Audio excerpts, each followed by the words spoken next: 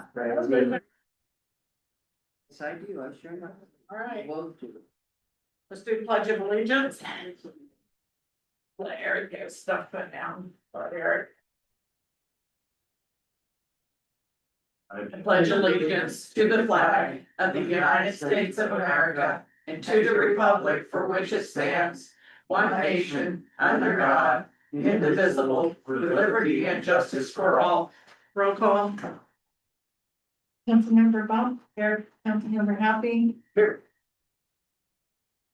Councilmember Keller. Here. Councilmember Seaver. Here. Councilmember Pruitt. Here. Councilmember Plowman. Here. Mayor Wood. Here. Additions or amendments to the agenda? No.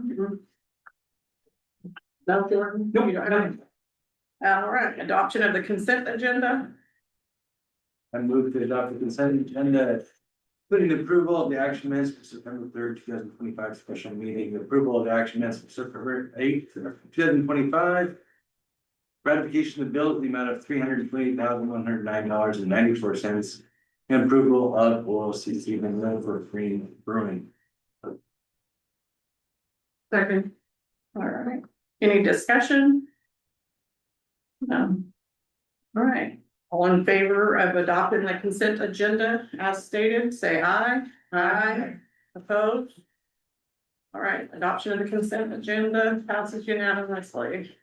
All right, appearances of interested citizens to share on a variety of perspectives of issues facing our community.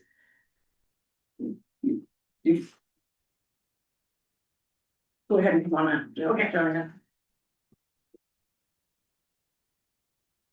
Did you read that one that you did you read? You want me to say my name and address? Please do. Have you got it? Well, okay, my name is Joanne Wittenberg and I've lived here for 63 years and we live at 55 Riverview Drive. And when I came home, this last Friday and looked at the, public news, I was really kind of shocked about what happened at the last city council meeting.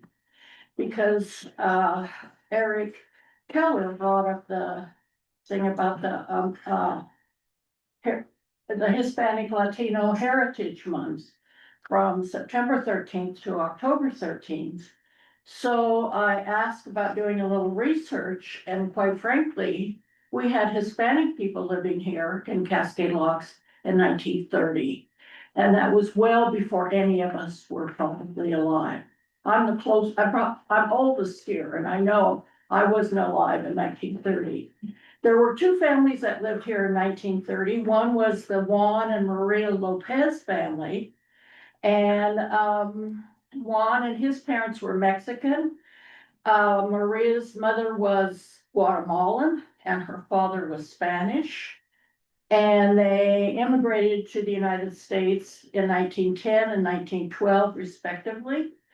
And Juan worked as a railroad labor. And then the Martinez family also lived in Cascade Locks in 1930. Felipe and Juana were born in Mexico and they immigrated with their oldest son, also Felipe, in 1922 and 1923 respectively. And they lived in California for a while, but then they moved to Cascade Locks and they had two children. Felix and Maria were born here. And, oh, excuse me, wrong kids. Their son, Santo, and daughter Aurora were born here. And Felipe also worked in the railroad as a laborer. And so I think because of, and that comes from the census of Cascade Locks. So we know that this community has had Latino people here for a long, long time, longer than any of you on city council. And it disturbed me that Eric brought it up to be on the agenda. And you guys said you couldn't discuss it. You couldn't put it on the agenda. And all of you are voted on by us as citizens to represent us. And if we can't ask you to put something on the agenda, How do we get things on the agenda? You need to be open to everybody and inclusive. And at 31%, Pete, you said that were children in our school that were Latino or Hispanic. We have at least 31% families in our community. We need to recognize these people. We need to include them and enjoy their culture. We all love tacos and tortillas and all kinds of Mexican food. We need to embrace them. And we may even have more than 31% families. We may have other families in town that don't have children. We may have 35, 40% Latino families in town, because I don't know if that was a question on the last census, or we know that. But we know there were Latino families here before any of us were here. And I would look, and so I'm asking the council to review that decision that you made 2 weeks ago. And hopefully revote and change your decision. Because we're all human, we're all people, we have different cultures, we have different feelings about things, but we're all human beings. And we want the best for our families, we want the best for our community. And please look at this again, because this community has had Hispanic or Latino people here for a long, long time. The second thing I want to bring up, I'm not sure, am I running out of time? You got Yeah. 16 seconds. Okay, 16 seconds. There's a thing that my daughter is a teacher. I have two daughters that are teachers, and she was talking, we were talking about the world in general, and there's a land acknowledgement.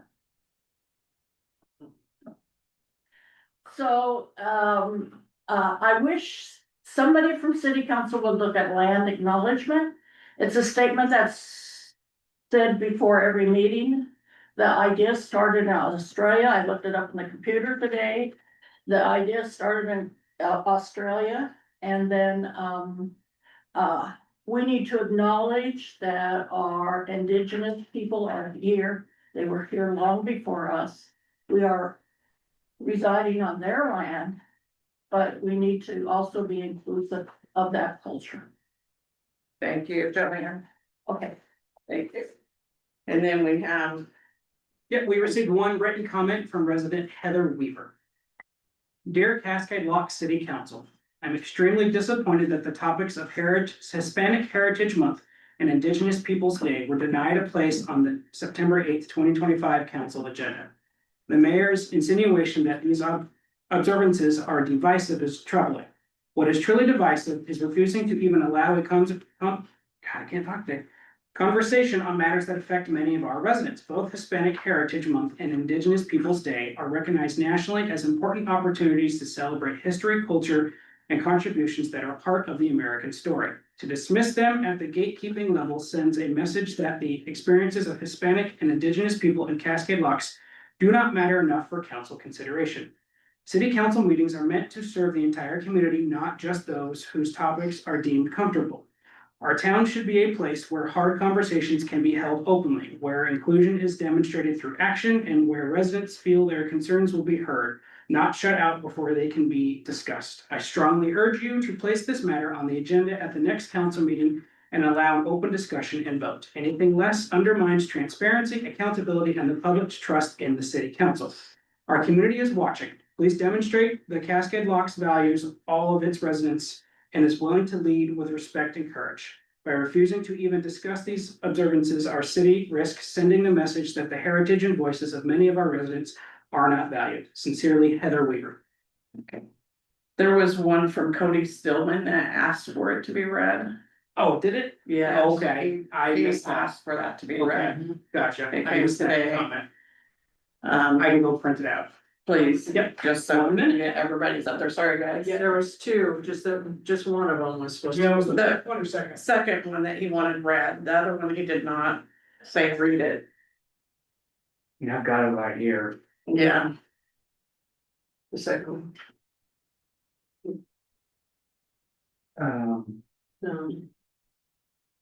Maybe.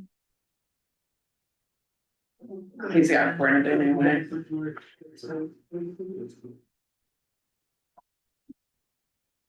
Yes, okay, yeah, I got it right here.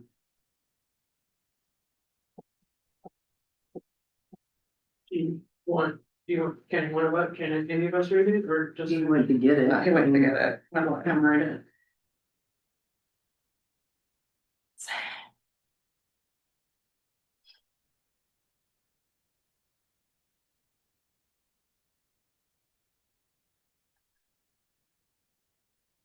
Why is Kathy, do you know why that's up on the? There you go. That's all right. You're a braver woman than I am. You've learned a lot with Kathy. Yeah, you have. It's impressive. Your mattress set up on myself tonight. Sorry. Oh, that's okay, the second one says that you can. Yeah. Okay, so this is from resident Cody Steelman. Mayor and council, another issue that arose at the September 8th meeting needs to be addressed. This issue is C.M. Keller trying to bully the city into making a recognition month for a race of people. First off, there are laws concerning the agenda. Two links are provided. Thank you for those on the council that did not consent to C.M. Keller's bullying tactic to add this to the agenda. You have my respect, as that would have violated the policy of the state law that prevents depriving the people of their right to be informed citizens. Yet that would not have been the only violation of the law had it not gone any further than that. C.M. Keller should thank those who stood up against him, as the penalty at a minimum would have voided and abolished his recognition month in its entirety. It also could have led to a court action had the city made it an action item and voted on it. Another link is provided. Now, I will not state the city could not discuss this matter as the council can, but there are rules on how far you can discuss matters. And the rules are subject specific for different subject matters. So ensure you fully understand the three types of meetings, what council can and cannot do on matters not on the agenda, and meeting type specific. Because there is a pattern by this council of additional matters being placed on the agenda that result in final decisions, and this is very against the law. So next time, move emergencies to emergency meetings and urgent matters to a special meeting, or wait till the next regular council meeting, because the city may very well find themselves in court and responsible for court, attorney fees, and who knows what a lawsuit as easy as this to win could cost the city. Now I will attach the link to the League of Oregon Cities latest updated recent law changes public meeting manual, study and learn. A link is provided. In closing, I will not address any other laws that are right on the border of violating public meeting laws, as the discussion on this not being an emergency or special meeting topic should have never reached the point of reading the proposed legislation. That discussion should have been just a brief explanation and the reason Keller himself thought it would be in the best interest of the city. Short, sweet, to the point, as the people have the right to be informed about all matters coming before the council, not the opinion of any of the council as to why they support or oppose any matter not on an agenda. Because all citizens have a right to listen to all the discussions on every matter, including the discussion and decisions they did not know about because it was not on an agenda. By keeping discussion limited to utmost and very basic information, the city deprives the people of their right to be fully informed and involved in all matters of the city. By the very violation, the council is prohibiting the free exercise thereof or abridging the freedom of speech of the press, the right of the people peaceably to assemble and to petition the government for a redress of grievances.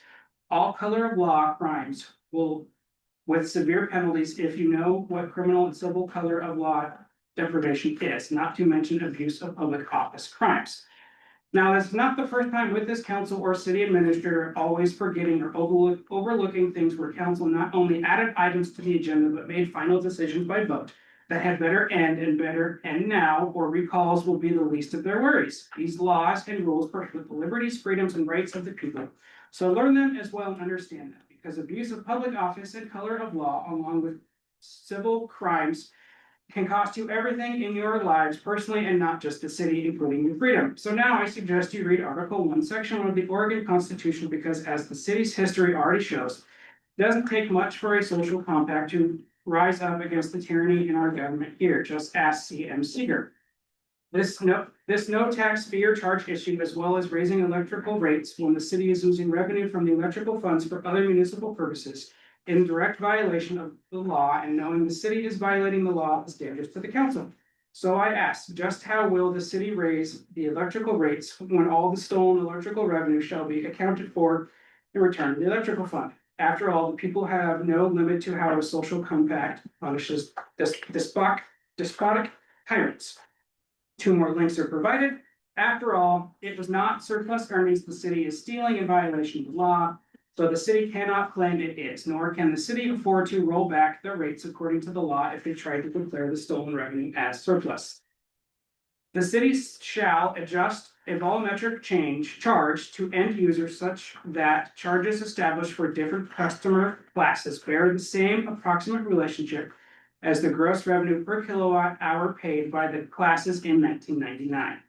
So what is the council going to do? That rates from 26 years ago, but the choice doesn't exist anyway, just like it was never a franchise fee or privilege tax for the city.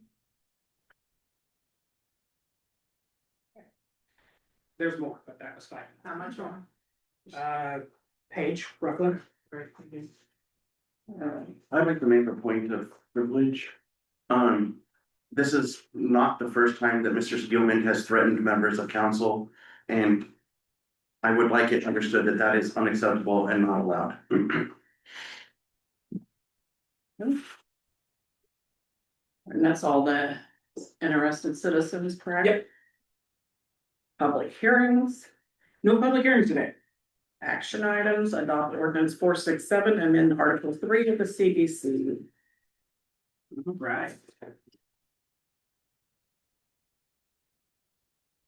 In 2022, the city of Cascade Locks partnered with consultants from the University of Oregon's Institute for Policy Research and Engagement, IPRE, to develop a strategic plan. The 2023 strategic plan outlines 5 key categories for action: downtown revitalization, code improvements, affordable housing, communication enhancement, public service. Many of these goals focus on enhancing the visual and functional aspects of downtown, streamlining city processes to be more business friendly, and updating the development code to reflect current community priorities. In 2024, the city received a technical assistance grant from the Department of Land Conservation and Development to support implementation of short-term strategic plan goals. Specifically, the grant funded the development of a downtown plan and revisions to the Cascade Locks Development Code to promote a more business-friendly environment.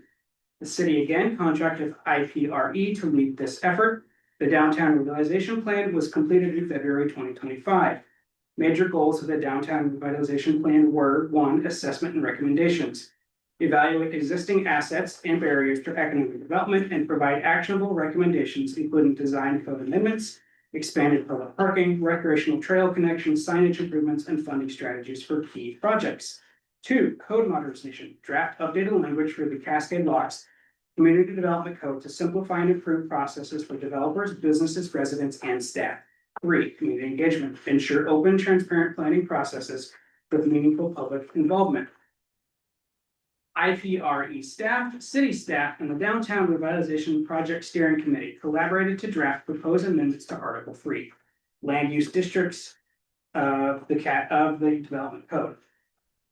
These amendments primarily focus on the following zones: 8-6.70 downtown zone, simplified purpose statement, updated permitted and conditional uses, addition of mobile food units, cottage clusters, and childcare centers as permitted uses. Clarified dimensional standards, building height and parking requirements. New design standards promote a mixed-use pedestrian-oriented corridor that preserves views, reflects regional architecture, and supports a cohesive streetscape. 8-6.72 commercial zone, addition of mobile food units and childcare centers as permitted uses. Replace of design standards with those proposed for the downtown zone. 8-6.76 commercial/residential zone. Addition of childcare centers as permitted, replacement of design standards with those proposed for the downtown zone. 8-6.84 light industrial zone, addition of mobile food units as permitted uses. 8-6.92 public zone, addition of mobile food units as permitted uses. public hearings and revisions. The Cascade Locks Planning Commission held a public hearing on May 19th, 2025, and unanimously recommended approval of the proposed amendments to City Council. City Council held a public hearing on June 23rd, 2025, and left the public comment period open until July 7th, 2025. Between the June 23rd hearing and the upcoming September 22nd council meeting, staff have incorporated additional revisions. Cottage clusters added to the downtown zone in response to a developer's interest in building on a lot being rezoned from commercial to downtown. Council previously expressed openness to this change. Childcare centers added as permitted uses in downtown commercial and commercial residential zones in alignment with HB 3560, which mandates such allowances statewide by 2027. Staff recommended updating the code proactively. Attached for review are ordinance 467 and chapter 8 of the city charter. A copy of the ordinance was provided to council and posted at City Hall 7 days prior to this meeting, satisfying the requirements to read the ordinance by title only, unless a council member objects. The ordinance may be passed in a single reading if the title is read twice and the vote is unanimous. Does council object to reading the ordinance by title only? Anybody object to title only? No. Okay, I will now read it twice in title only. Ordinance number 467, an ordinance amending the Community Development Code, Article 3 of Land Use Districts. Ordinance number 467, an ordinance amending the Community Development Code, Article 3 of Land Use Districts. Several of you asked questions over the weekend and this morning. I forwarded them to Amanda Ferguson, who led the effort in developing these codes. She responded. I sent them via email and printed out copies as well. And Amanda is here tonight to answer any questions. I move to adopt ordinance 467, amending Article 3 of the Cascade Locks Community Development Code. I'll second. All right. Discussion? Something? I asked the question of the 10 pages, and I understand that we may not have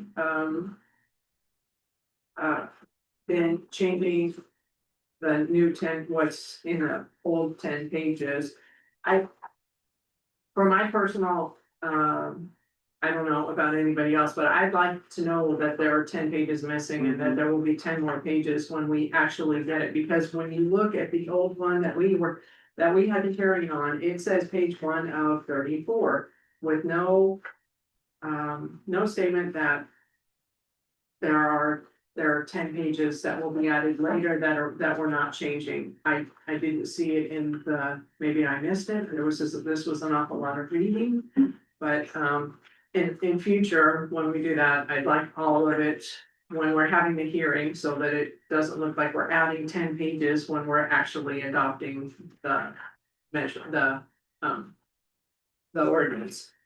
Also, I don't understand the change of adding I read your thing, I understand what you just read, why we're adding cottage village when down. Cottage cluster, excuse me, when we already have the downtown zoned as MDR, medium density residential. No, medium density, what is it? MD.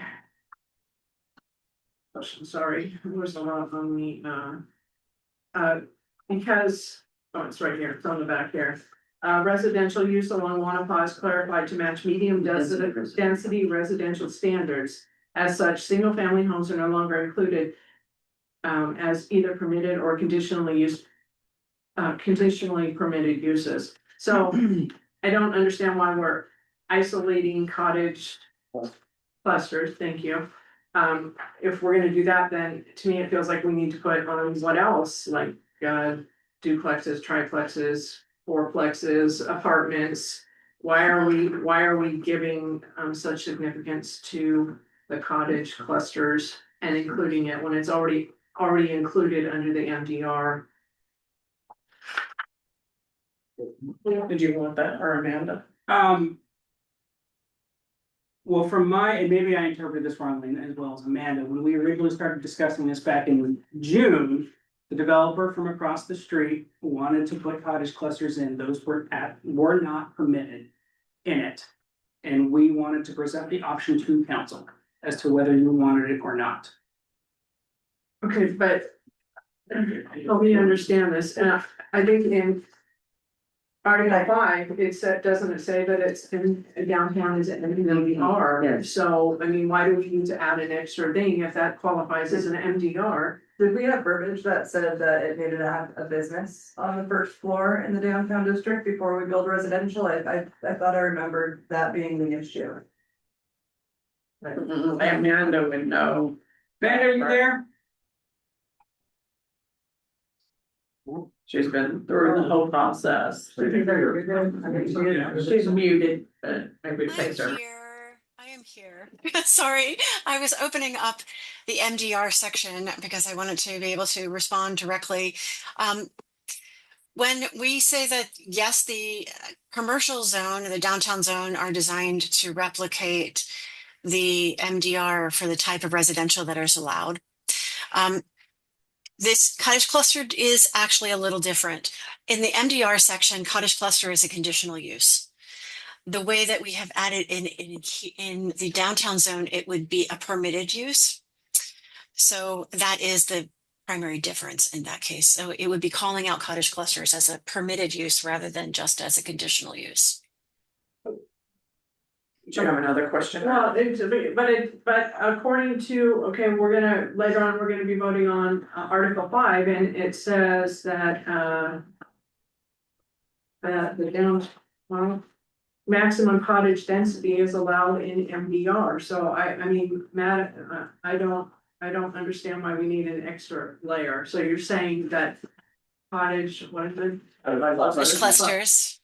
Is a different than maximum cottage density? I don't.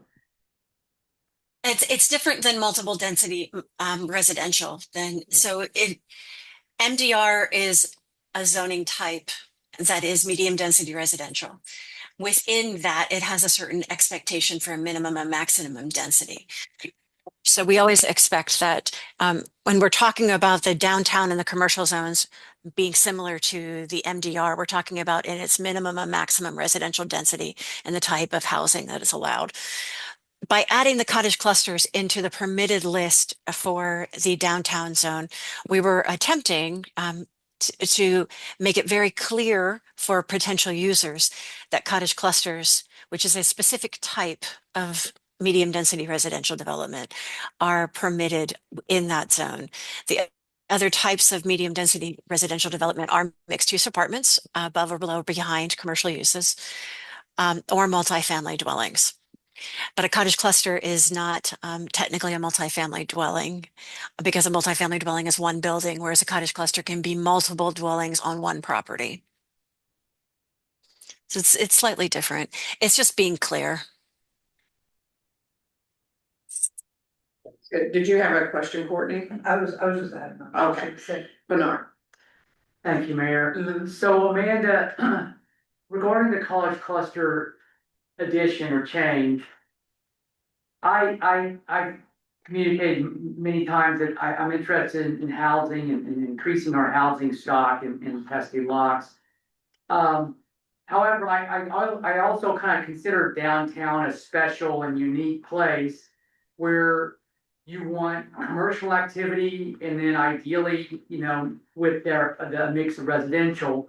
That's not uncommon in high quality downtowns. And I'd like us to replicate that kind of model. I guess the first thing I want to ask you, have you seen cottage cluster development in other small town downtowns as a permitted use? And how does that fit, if you will? And then if you haven't seen a lot of that, are we partially compromising kind of this grander vision for downtown where, again, it's a mix of commercial, retail, residential, and all these different uses using this awesome infrastructure that exists on Wanapa, so folks can get in and out and they can connect with the services in a very, walkable, pedestrian-friendly manner. You see what I'm asking? Are we losing a little of that if we allow cottage clusters as a permitted use? I had two questions there. Yeah. The first one is that I'm going to say I haven't seen a lot of small towns put cottage clusters in their downtown zone. I've seen a number of them included in their code, but I haven't seen a whole lot of people take advantage of doing that within a downtown zone itself. I have seen some really very attractive cottage clusters, on the other hand, that would probably be fairly appropriate in a downtown zone that does allow mixed use and like townhouses and things like that. There are several actually in the Eugene area that would be incredibly beautiful. That doesn't mean that all of them would be, of course. So whether or not you're going to impact the zoning area, I think that's a good question, Bernard. And I mean, it honestly wasn't part of the downtown zone immediately at the very beginning because we didn't really necessarily think it would be easy to make it fit in. I think it would take some work. The option here might be that because there is some concern that if you just put in a cottage cluster of 400 square foot rectangles into downtown, it wouldn't be appropriate. If we maintained it as a conditional use, rather than putting it as a permitted use, it would bring it into design review standards, or at least provide the community an opportunity to respond to the proposed design in a way that a permitted use would not, which might actually help alleviate some of that concern. Alternately, it could be removed again entirely, but this was intended to address a specific request from a neighbor. And I think that neighbor has the intent that they want, what they want to do would fit in the area that they're looking at. But I absolutely understand that the community as a whole may be concerned about that, and they may prefer that become a conditional use. So, Go ahead. so if I'm understanding you right, if we adopt this as presented, it will be a permitted and you can't, after the fact, require a conditional use process if we adopt it as we're reading it right now. Is that correct? That is correct. Okay. So if we want the conditional, well, then we should change that to pull it out as a permitted use and then send them back to the process of a conditional use permit if that's a concern. Correct. Yes. So it would be moving it from where it currently is, which is 8-670.020 S, to moving it to 030 and then making it J, I would expect.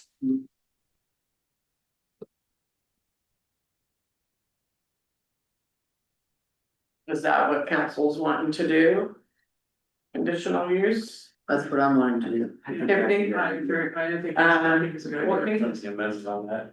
Okay, I so, did have a question. yeah, okay, before we do that, okay, so you remember that? Yeah, after we've got all of our discussion, we may have some other changes we wanna make to the motion. Exactly. Go ahead. Zoning district, classification, zoning classification districts.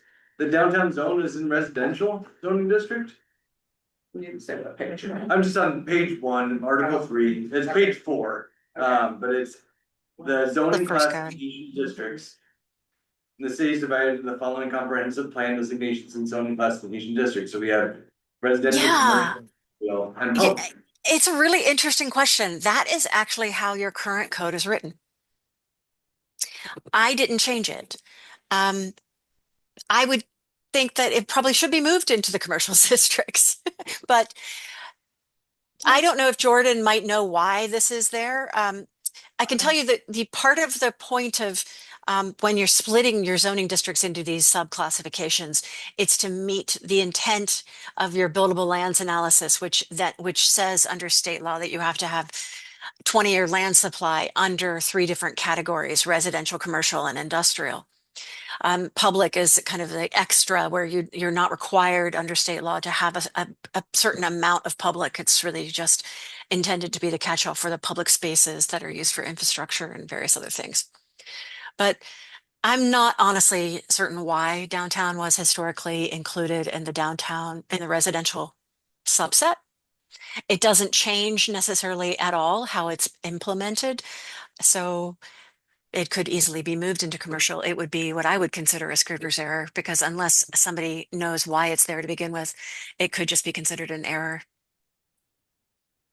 That just was something that stood out to me when I was reading through it. It just didn't seem like it was. I think residential, I think like my neighborhood. I don't think about businesses and things you would expect to find in the downtown zone. So I would advocate for clarity's sake that downtown should be moved to the commercial zoning district unless there's a reason why we have it out there. Do you have any input on that, Kathy, as far as that I goes? was talking with Jordan at the time, so what was it that you read? My question was, is why is the downtown zoning in the residential zoning district? See, yeah, that comes here.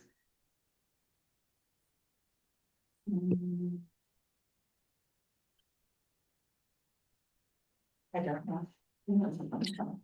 Or did you have your hand up? Well, now, what Patty had his story, Yeah. his history of our community and the planning process we've gone through, so I thought maybe she had an idea. But what the planner just said, makes Yeah. a lot of sense. Well, it To meet does. those state kind of, you know, cause our downtown's kind of been empty, you could see them going, okay, we need some land to do, you know, boost our residential need, or acknowledge our residential needs. Here's all this empty land, throw that in there, I could see that happening in a previous planning process. So it's a way to kind of fudge the numbers to meet the requirement, but not necessarily meet the intent. Broader intentions, I would argue, yes, that's right, yeah. Okay. Agreed with Bernard. The DLCD has in the past pushed back when I have seen communities trying to use their mixed use residential and downtown commercial areas as part of their residential housing need. They can sometimes be pushed back on that, although they're getting better at it. I've seen some communities actually list it both as residential and commercial, so it can be used for both of their inventory needs. Is anybody opposed to moving that from residential to from downtown, moving it to commercial? No, I'm not. Keller, are you okay with? No, fine. So I'm keeping track of these. Okay. Better We're start, not trying to make a note. you better start making a note. Downtown. Okay. Next question, Courtney, sorry. I've got a couple. Excuse me. I know that I emailed about this passage through a parking lot. But looking at the illustration for 070.050, I'm wondering how that works without having to pass through a parking lot. What page? Page 20 is the drawing.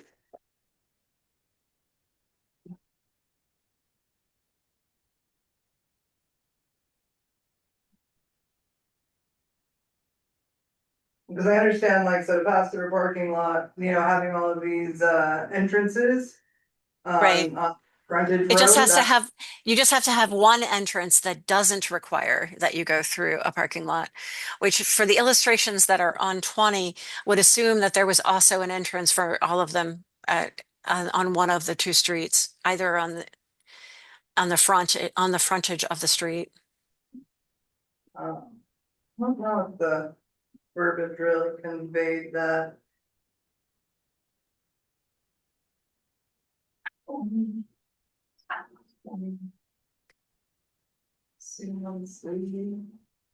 So similarly to how Yeah.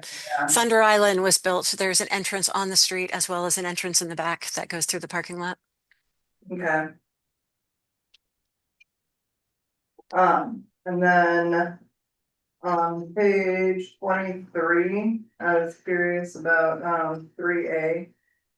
How it calls out buildings specifically, and being as it's mixed use, does it need to be all buildings? Or just businesses? It's calling out all buildings. The architectural standards apply to the design of all buildings within that section. So whether or not they're mixed use or all business, they would still be required to have some kind of protection over their entrances that would provide a protection from the rain, wind, and sun.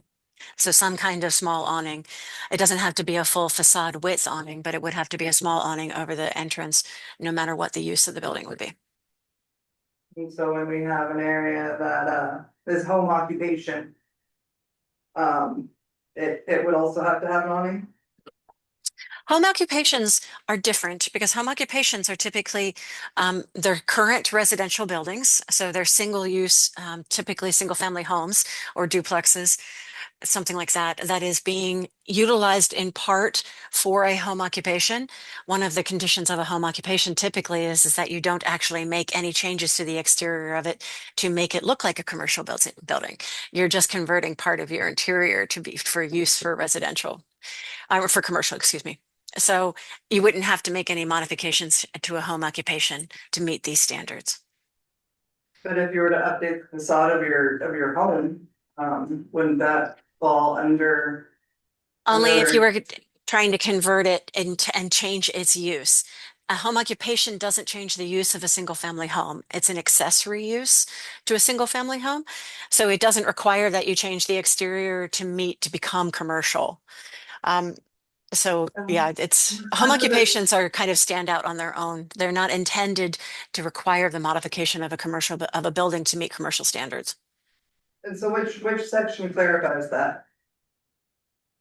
You'd have to go into home occupation, which is in section 1, turns out.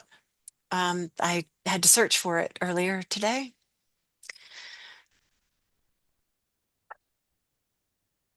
So under the definitions of home occupation is actually different. Jordan, do you actually have, or is there anywhere else in your code that references home occupations specifically beyond the No. definitions in 1? Not that I recall. So council, typically when communities allow home occupations, they're somewhere in their code, be it in their special use standards, in their conditional use standards, in their zoning section that is talking about just general uses.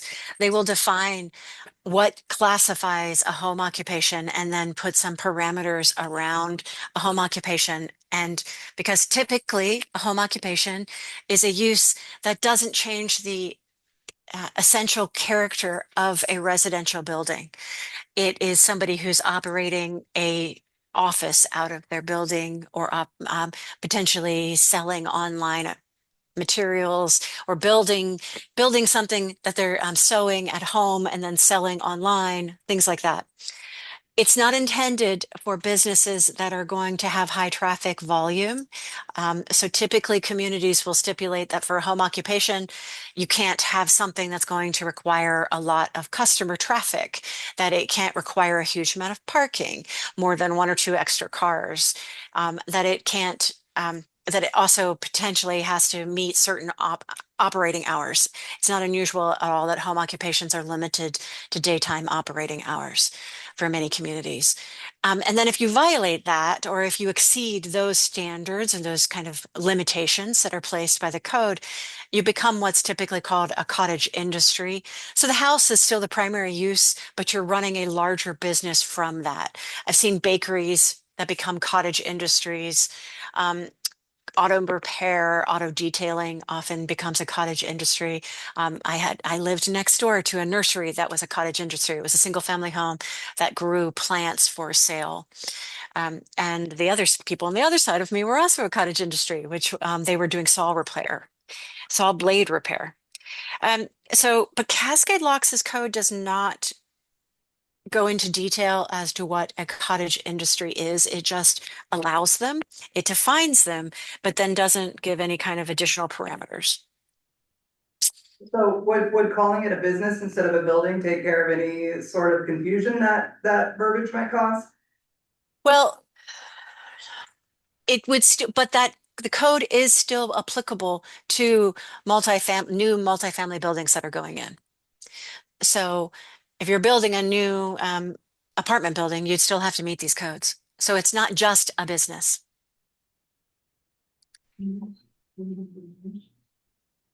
And you could specify that single family homes, so long as a single family home retains, is still the primary use of that structure, doesn't apply. But single family homes are no longer allowed in the downtown zone as outright uses anyway, so they're non-conforming uses to begin with. So it's kind of like, you don't typically, but I mean, putting standards in here for a non-conforming use isn't going to necessarily help a lot of things. If they currently exist there, they will continue to exist there, and if they decide that they want to update the front of their building, their home. Then they'll have to, They would apply for a permit as a non-conforming development, and then they would just have to meet with the standards for non-conforming development. They wouldn't have to necessarily meet these standards. Unless they were converting the home to a commercial use. And then at that point, they'd have to meet all the standards that would be triggered by both the zoning code and the building code. And there are a lot in the building code that are triggered if you convert a residential building into a commercial use. are we worried that having all of these stipulations on somebody updating their facade in our downtown area will scare people off? From the large cost of updating their home? You know, they could update it and give it a paint and a facelift, but now they'll have to adhere to all of these other rules, and now they might be. How many Fair enough. single family homes are in the downtown area? Might be the question you also want to look at. That I know of, there are 4. Yeah. And that is those, so it's only, we're talking about 4 buildings that are non-conforming uses presently and will remain that way. So, I mean, certainly we could put into the code an exemption for existing single family homes. I would like to do that, because I don't feel like. I don't feel like this, yeah, go ahead. Could you just summarize? I got a little confused with that discussion, so I'd like to understand kind of what your concern is. Is that all right? Yeah. Just to kind of bring me up to speed. So on page 23, Mhm. talks about weather protection. And it talks about buildings must incorporate features such as porches, alcoves, etc. But my concern is that we have single family homes in our downtown zone. Now, if they go to update it, or like I said, give it a facelift, they'll have to now follow the. That's not. If it's a home occupation though, no, Even if it's home, yeah. No. Yeah. and so where does it say that? That was my question. Where does it say they don't have to? Ask. Go ahead. I think Amanda can answer that. You got that? But let me just have Amanda ask her another question. If the homeowner, one of those 4, decide to paint their building, does that then trigger them putting in an awning? She says no. No. Okay, so you think it is. Where does it say that? But if you want to make this really clear so that there's no questions and nobody's concerned, what the section that I would change is actually on page 21. And it would be under applicability for the downtown zone design standards. I would potentially add a statement to the end of B2, which is about existing buildings in the downtown zone shall be altered by, etc., to that in a manner consistent with these design standards, and add at the bottom of that says existing single family residential non-conforming uses are not these standards do not apply to existing single family residential uses. Something along those lines. How does everybody feel about adding that in there? I like clarity, so yeah, I appreciate that. That's good. Eric. So my question with that is, if that homeowner sells the home, doesn't the non-conforming status end? Isn't that terminated? The non-conforming status does not end until the use ends. So if the homeowner sells a property and then it sits vacant for over a year, then that use would no longer be a residential. It could not be used for residential anymore. But if the homeowner sells it to somebody who moves in within a year and still maintains it as a single family residential, then it can stay as a single family residential. Thanks. And I've got more questions. Where does it say that if it sits vacant for more than a year, it changes its status? I missed that. That's in the non-conforming use standard. Okay, And I'd have to look at which code that is. It's not actually in this section of the code. okay. And so my next question, is actually that same page 21. And I did, email this question. So a lot of the applicability, sections are all a little bit different. For example, the one on page 21, B2 specifically calls out existing, buildings. And one calls out major development. There's other places, that don't. Well, there's other places that say that unless you're already, that you only have to get up to code if you're remodeling. Whereas I feel like, this one doesn't spell that out. It says existing buildings shall be altered, in a manner consistent with these designs. It doesn't actually say the next, it doesn't say the next time that there's a facelift on this building, it must conform, whereas there are other sections that specifically say, 72. How does I'm not certain how that statement, which says existing buildings shall be altered by exterior alterations in a manner consistent with these design standards, how that doesn't say you have to conform to these standards.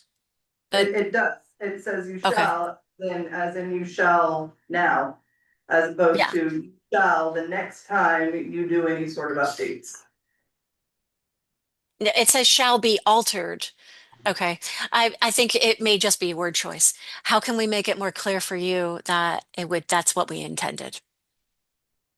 By adding something official sounding, that's not very good at, to the extent of, when there's a plan to update the building. I can modify the sentence to say, if an existing building within the downtown zone is altered by an exterior alteration, addition, or painting or other means, that alteration shall be in a manner consistent with these design standards. How's that? Can we do that on page 28 as well? And Sure. then, the other, Yes. other applicability ones, page 33. 28, 33. Yes, absolutely. Does that help? Yes. Okay. Shall is very, cut and dry, it feels like to me. And then my next question's on page 24, 4B. Reflective glass and painted or darkly tinted glass shall not be used. Does that go against some sort of, I thought like places that serve liquor had to have darkened windows. Am I wrong in No. that? They do not under Okay. OLCC. They may have it in the 70s, honestly. It may have been an old code that is no longer required. Okay, and then I think this might be my last one. Page 28. It says it a few times. It talks A. Or before A, that initial paragraph. For all property within the C zone in the area between city limits on the west and the intersection of Edgewood Street and Wanapa on the east. So the current sign, as well as Google Maps, calls it Edgewood Avenue. And the county map calls it Edgewood Street. So I'm wondering which is the most official way to refer to it. Do we call it by the sign that's currently there? Or do we call it by what the county has on its website?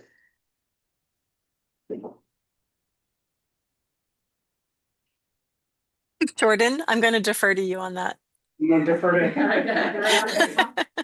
I'm gonna defer to Director Woosley on this one. I will tell you, years ago, we went through ordinances, resolutions, everything to find out which ones were named streets, which ones were named avenue, that sort of thing. And we have street signs made. And whatever the county's map is not our official Names, nomenclature. they can errors have been made. In a lot of things on that map, I will say it's Avenue. And the sign says Avenue. Do we want to update this to reflect what the sign says? So if somebody looks at this, they can go to that spot and say, this is that line. Yeah, should say the same. And then that's in 2 spots. I don't know if I actually marked the second spot. I can search for it. Okay. That's not a problem. Well, All right, any other questions? Tiffany? So, I asked that question about, on page 21 about the, it says no off-street parking now. In the document that we were presenting, I know you say that's not a change, but was that just a transpose? I mean, because in the document that we looked at on the 23rd, on page, page 11 of that document, and on page 21, current document, for point B under the 8607110 off-street parking and loading, it now says no, it didn't say it then. So what, you're saying that the no is the correct one? Yeah, that was actually a mistake in the draft that you received. The no is actually, that's not a change to the current code. The current code doesn't require off-street parking, and we had intended to leave it as not required for residential units located in mixed-use buildings only. So that caveat is only specifically for residential units in mixed-use buildings. And then I have a couple more questions. On the, we've changed the minimum off-street parking requirement from 1 parking space per 500 square feet, which is what I'm assuming that Thunder Island Brewing built theirs under, unless they did they get a? Their parking requirements were based on whatever the old code was. Okay, and now we're making it 1 parking space per 1,000 square feet. And my argument's gonna be that Thunder Island doesn't have enough parking as it is, and now we're gonna cut that in half with any new building that's coming in. And I understand we have a fine line of space and parking and all of that, but I don't wanna see more get pushed out onto the street. As we had, terrible times during PCT days. And we can't argue that that won't happen because we don't know what's gonna be built into the downtown, so we don't know what the future's gonna have as far as parking on street and off street. So This recommendation was very carefully thought out, intended to meet the needs of a couple of the vacant properties that are on Wanapa that we, in order to make them even buildable. Several of the vacant properties, we did a layout of trying to figure out with the existing code and the existing parking standard for a building on some of the existing vacant lots.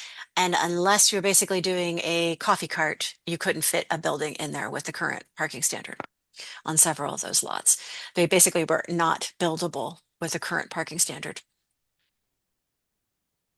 Well, I had a potential suggestion.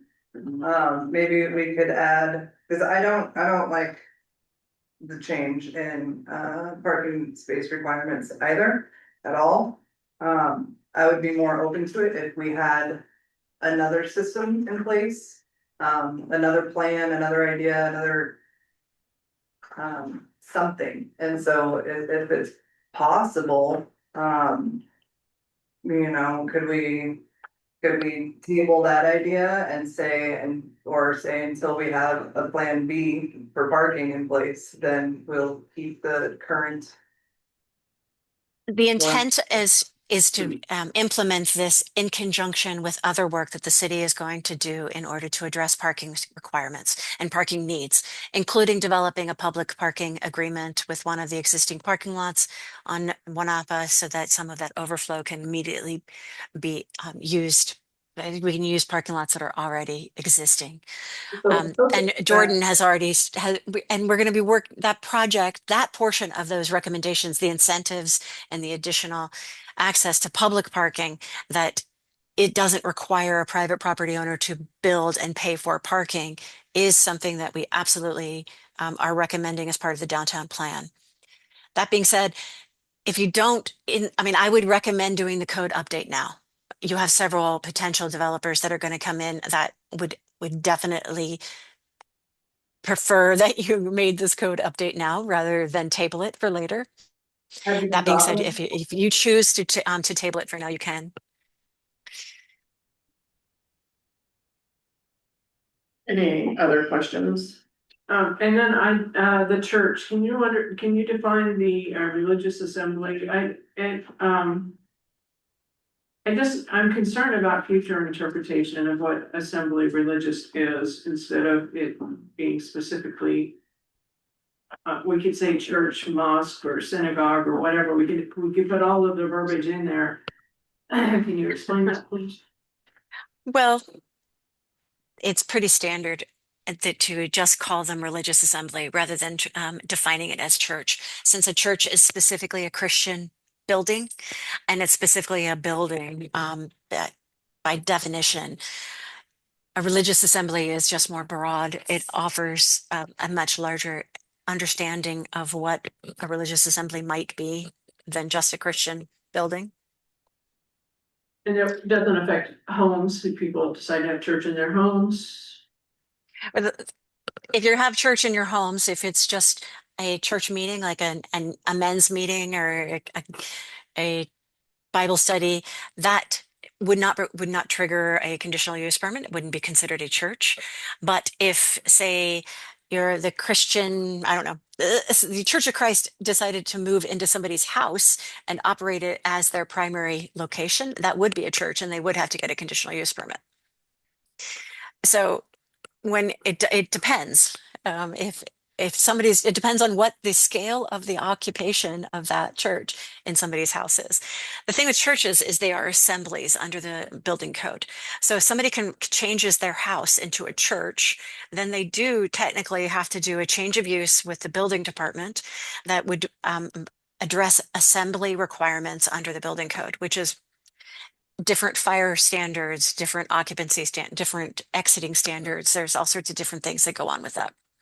So you don't want to just necessarily waive the concept of if somebody really converts their entire house into a church, then yeah, there are permits that are required. Thank you. Bernard. Were you done, Tiffany? I don't feel like we've resolved the parking issue. I don't want to get away from that until we resolve. So, do you have anything on parking? Yeah, but I saw Bernard's hand up first, so. Okay, go ahead. So regarding the parking, so when, for example, Thunder Island built their business, what was the parking requirement? One for every 100 square feet. Yeah, that's what is in the code. That's the old code. And they're also, Sorry. yeah, the old code for this, and then also they have shared parking. Brigham, Fish, and those 3 lots, there's actually 3, there are still 3 lots. Their parking is also considered shared parking. They have a shared parking agreement between them. Okay, So Thunder customers can park at Brigham's lot? It's not necessary, well, they have a shared parking agreement, that's all I'm gonna say. That's all, yeah. Yeah. I know that Thunder customers. Oh, I'm sorry, Brigham customers can park at Thunder, I didn't know the opposite. No. Yeah, I mean, Brigham Fish had to have a certain number of spots as well. But those properties have a shared parking agreement. yeah, well, look, the third thing I ran on was downtown redevelopment and economic development in Cascade Locks, and as someone who's been here 17 years and seen our town just really just slowly, bring in new development. Improving the business friendly aspect of parking requirements, I think would take a proper step in getting our downtown more vibrant and more more retail and, you know, the quality of life that I'd like to see in Cascade Locks, so. As much as I empathize with the overflow challenges as a result, especially at big events. My bias is make it business friendly, so folks will invest and you know. Fill in our downtown, which to me feels very empty, and I just would like to see more commercial and retail activity. And it's a challenge when you have that requirement. Okay. Courtney? I'd like to point out the differences between the current code and this new code.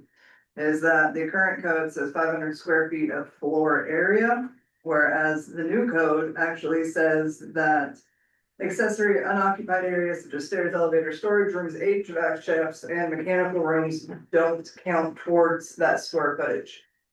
And so, and really, now you get an even larger building for less parking when we compare it to the existing code. Again, that was done very intentionally. That was what the committee that was reviewing these definitely recommended. And it was to address existing business problems as well as potentially new businesses coming in. Mary Ann. And I understand that we need those new businesses, but bringing businesses in that don't have parking, people aren't gonna come here. They gotta have a place to park, and right now, our parking is terrible. So now you're adding to it, so I don't understand that theory, Bernard, I'm sorry.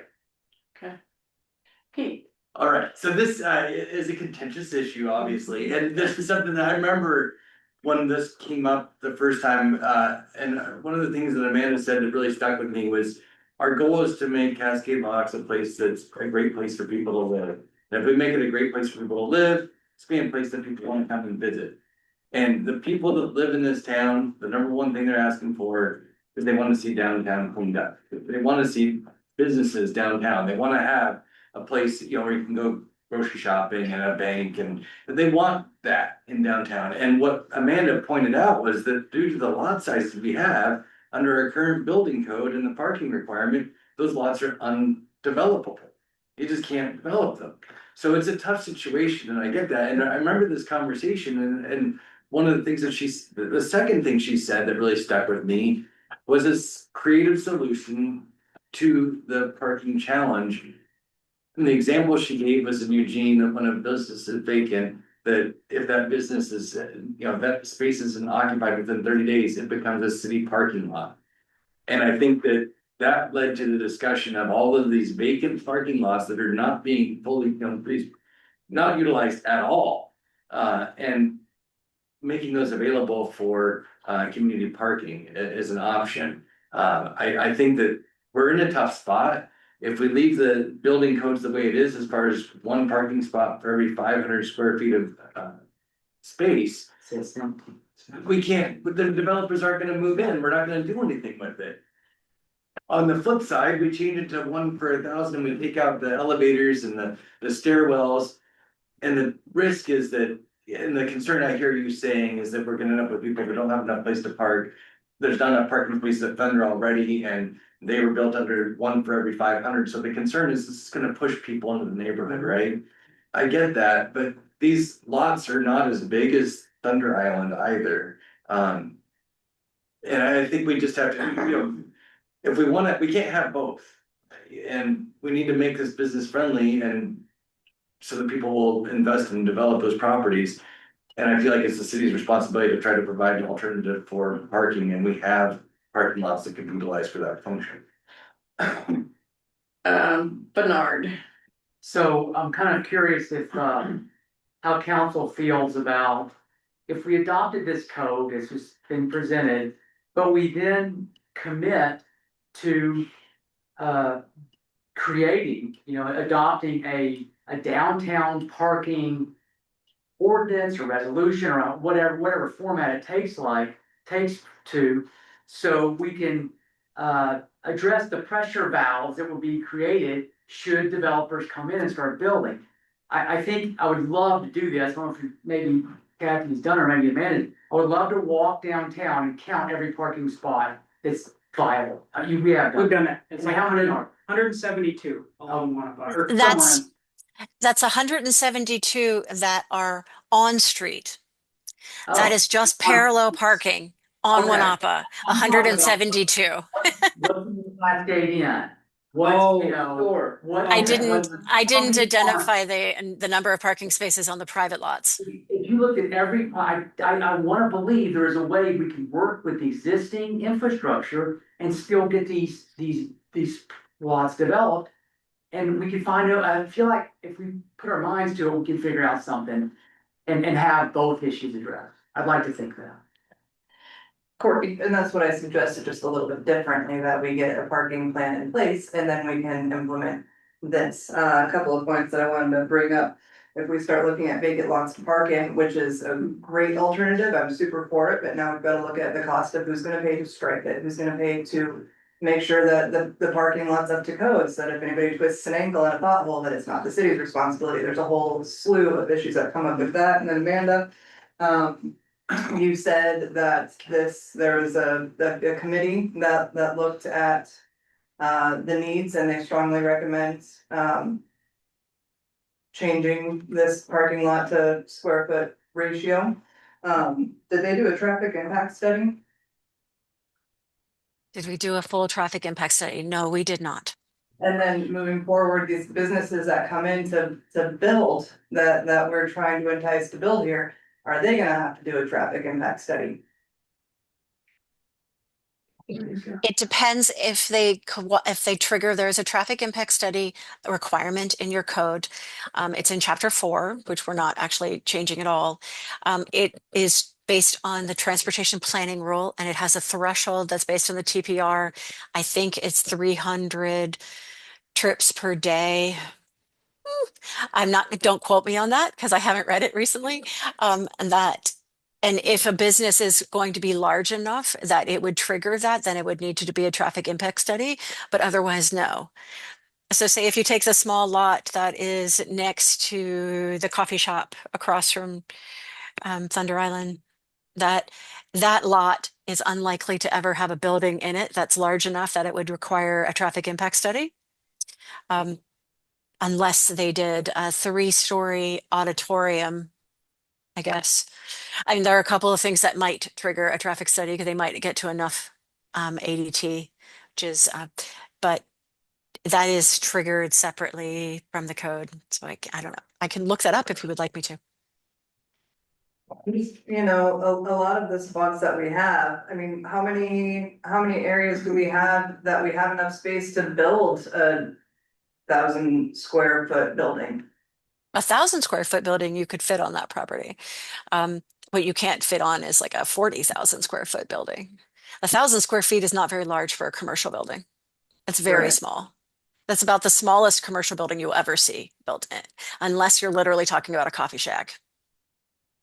And so basically all of our properties, Okay, Tiffany, and I do want to move on along too, because we have another one to go through, so let's try to narrow this parking out. So we're talking about utilizing parking spaces that aren't being used now, but what happens in the future when those businesses do open and they're no longer available? I mean, then what do we do? Well, part of it is to really pull downtown this way. Our downtown is on one half of Wanapa. Updating these, so these tiny lots across from City Hall can be updated is part of it. Pull the people all the way down Wanapa, make them park in one end and walk. I mean, you walk everywhere in Newport, you walk everywhere in Lincoln City. I mean, the point is this pedestrian friendly downtown to get them to walk by and stop in every business in Cascade Homes. Yeah, but that doesn't answer the question, what happens when those parking spaces are no longer available and we built this? I was thinking the same thing. We got we got a parking agreement with the Columbia Inn, and then all of a sudden that business reopens and they don't want to lease You don't want to it. lease it. Yeah, so then what happens? That's my Parking meters. When we get back to Bernard's recommendation that a parking plan be created, the downtown refinement plan has a schedule for recommendations for parking. Do this first, second, third, and sort of an order of operations for parking. And certainly a parking plan that actually identifies specific properties you're going to look at for interim use and then long-term use is one of the things that needs to happen in that to make that plan work.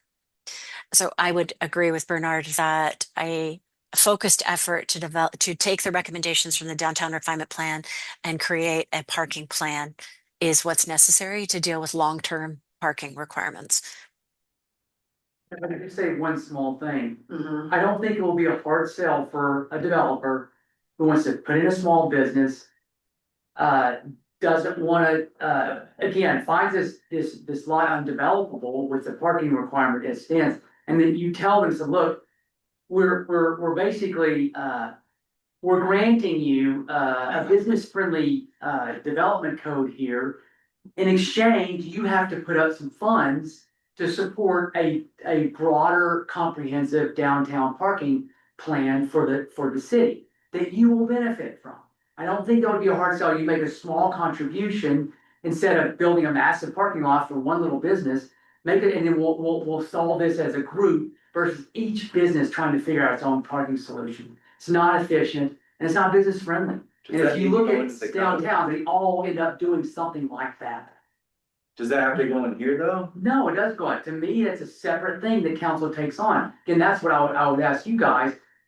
If we can adopt this, but we all collectively commit to putting together a comprehensive parking plan for our downtown. So why, can I get through the question, why can't we leave it as it is and then we come up with a parking plan? Because we're killing potential development. We're preventing folks from coming in at 500 per parking spot. And I don't wanna continue that. I wanna open up downtown for development. Yeah. That's my real response.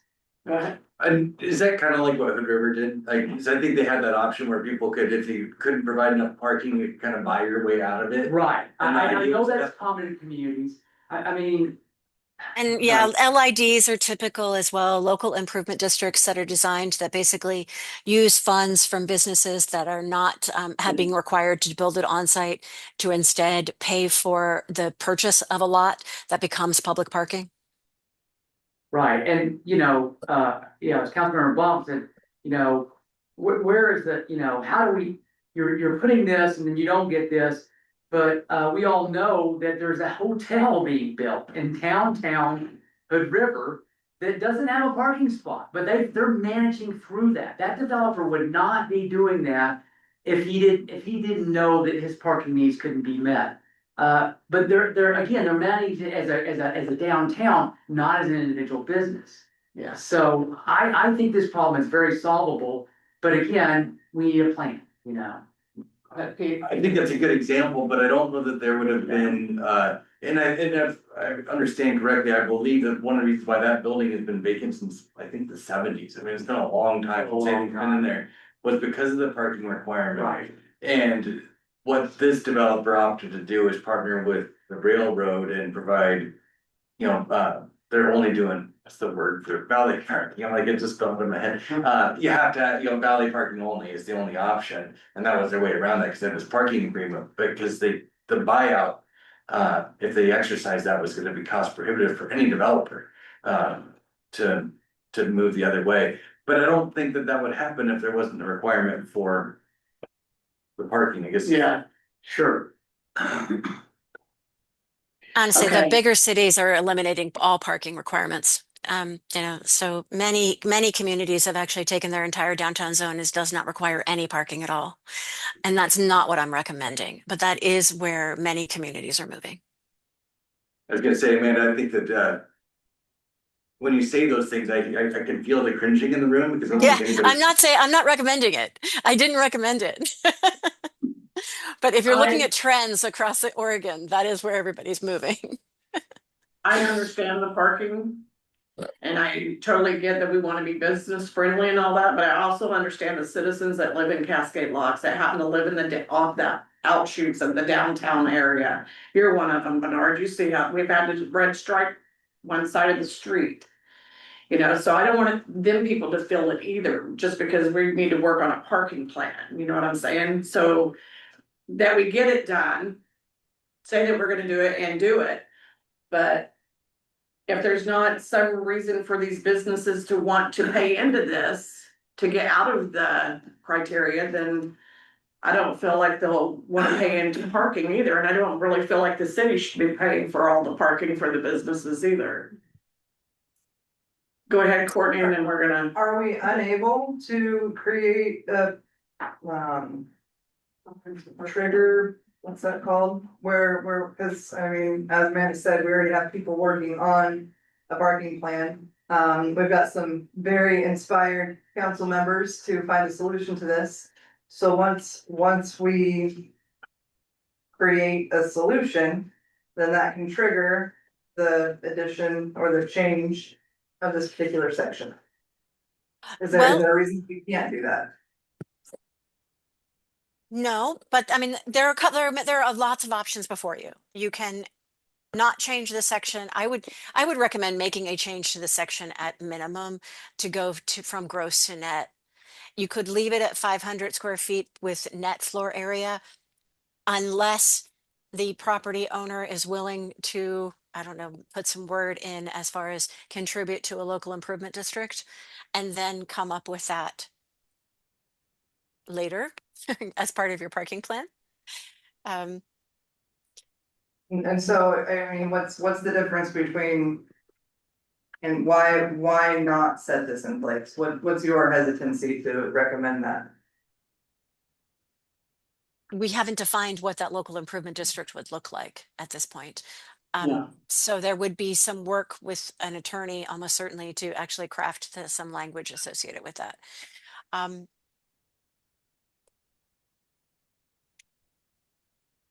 okay, we're getting, is there anything else besides parking that everybody has on the ordinance? Parking is always what everybody wants to talk about. And one, So we mentioned tonight. well, I got the other few things, but parking, and then is there anything beyond that?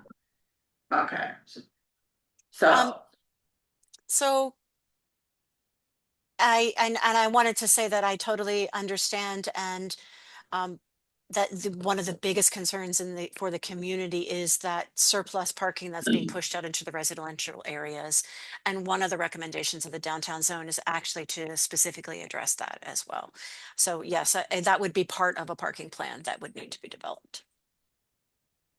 So where would you like to go, council? That's the question. Are we, Are we gonna vote on this and? it's not a. Changes need to be made. Yeah, just, Maybe at this it's all point, gonna be these are done. substantial changes, we'll need to come back for a second read. Yeah, Okay, that was gonna be my. okay, yeah. So that's- So I'll pull my motion and we can keep moving then? Yeah, so we can move on. So we got parking. I do need some direction though. What am I Parking, doing? what are we doing? Are we saying keeping it the same and doing a parking plan, or what are we doing? Are we Or going changing it and doing a parking plan? I think that the suggestion of 1,000 feet, not with all the exceptions, was. So move the stairwell and the elevators to the net. square Yes, footage. yes, So keep it at 500, but change the, because it's currently at 500.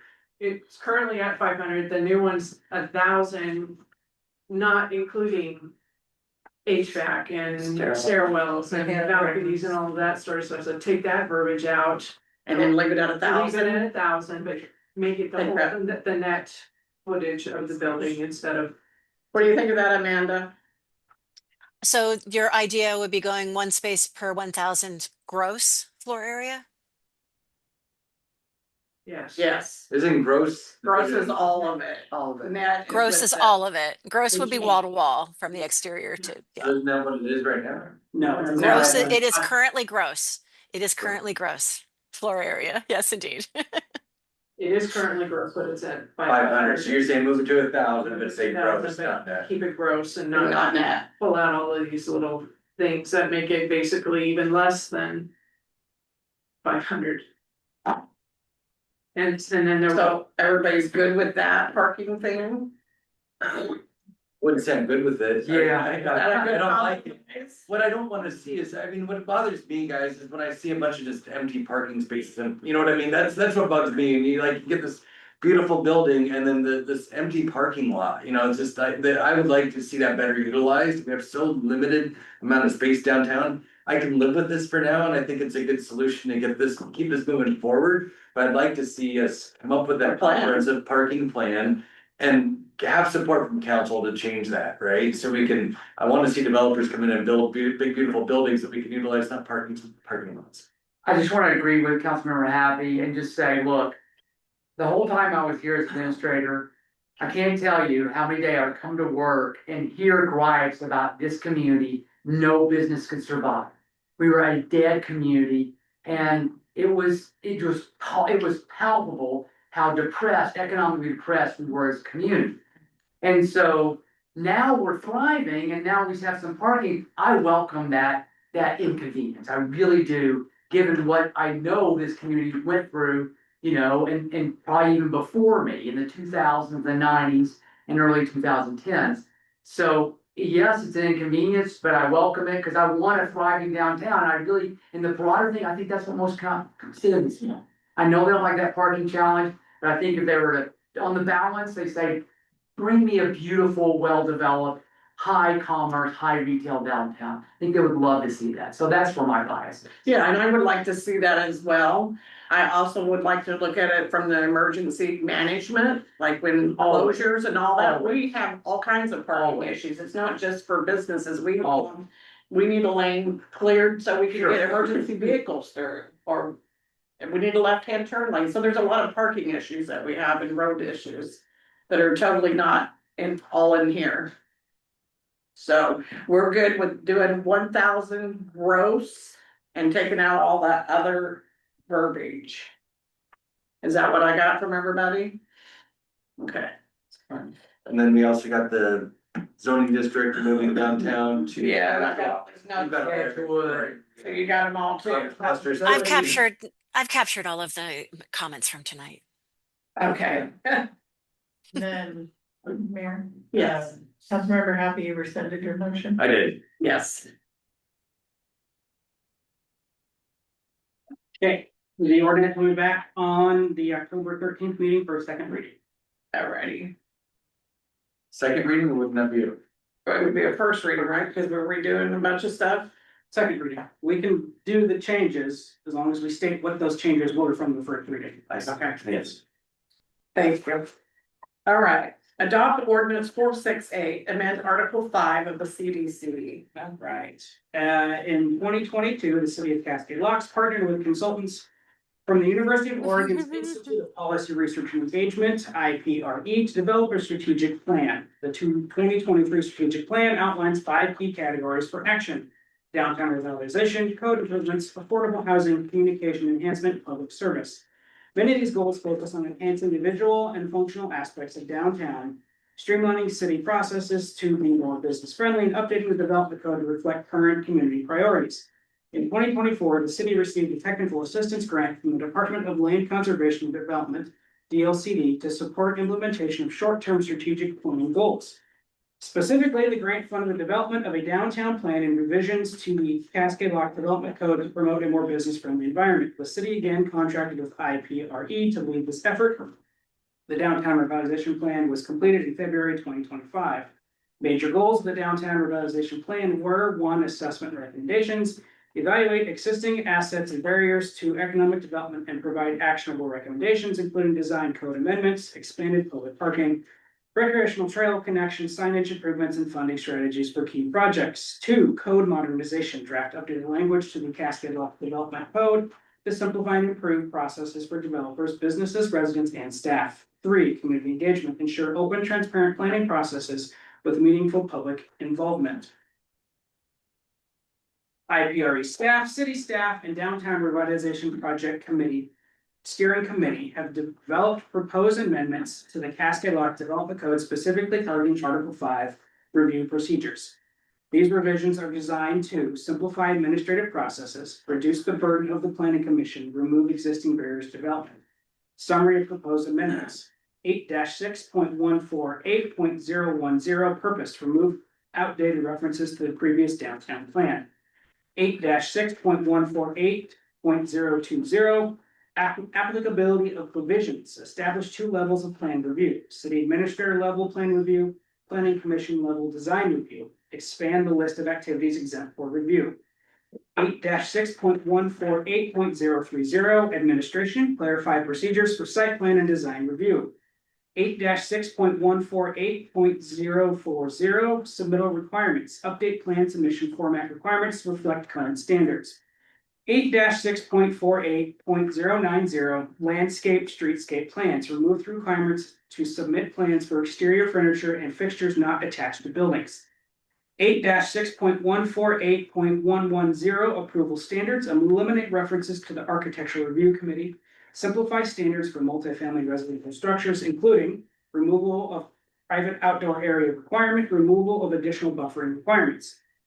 8-6.148.120 exceptions to provisions, correct formatting issues, add justification for criteria for design modifications to preserve natural features or visual amenities. 8-6.148.140 maintenance, clarify the buildings and structures must be maintained in good serviceable condition.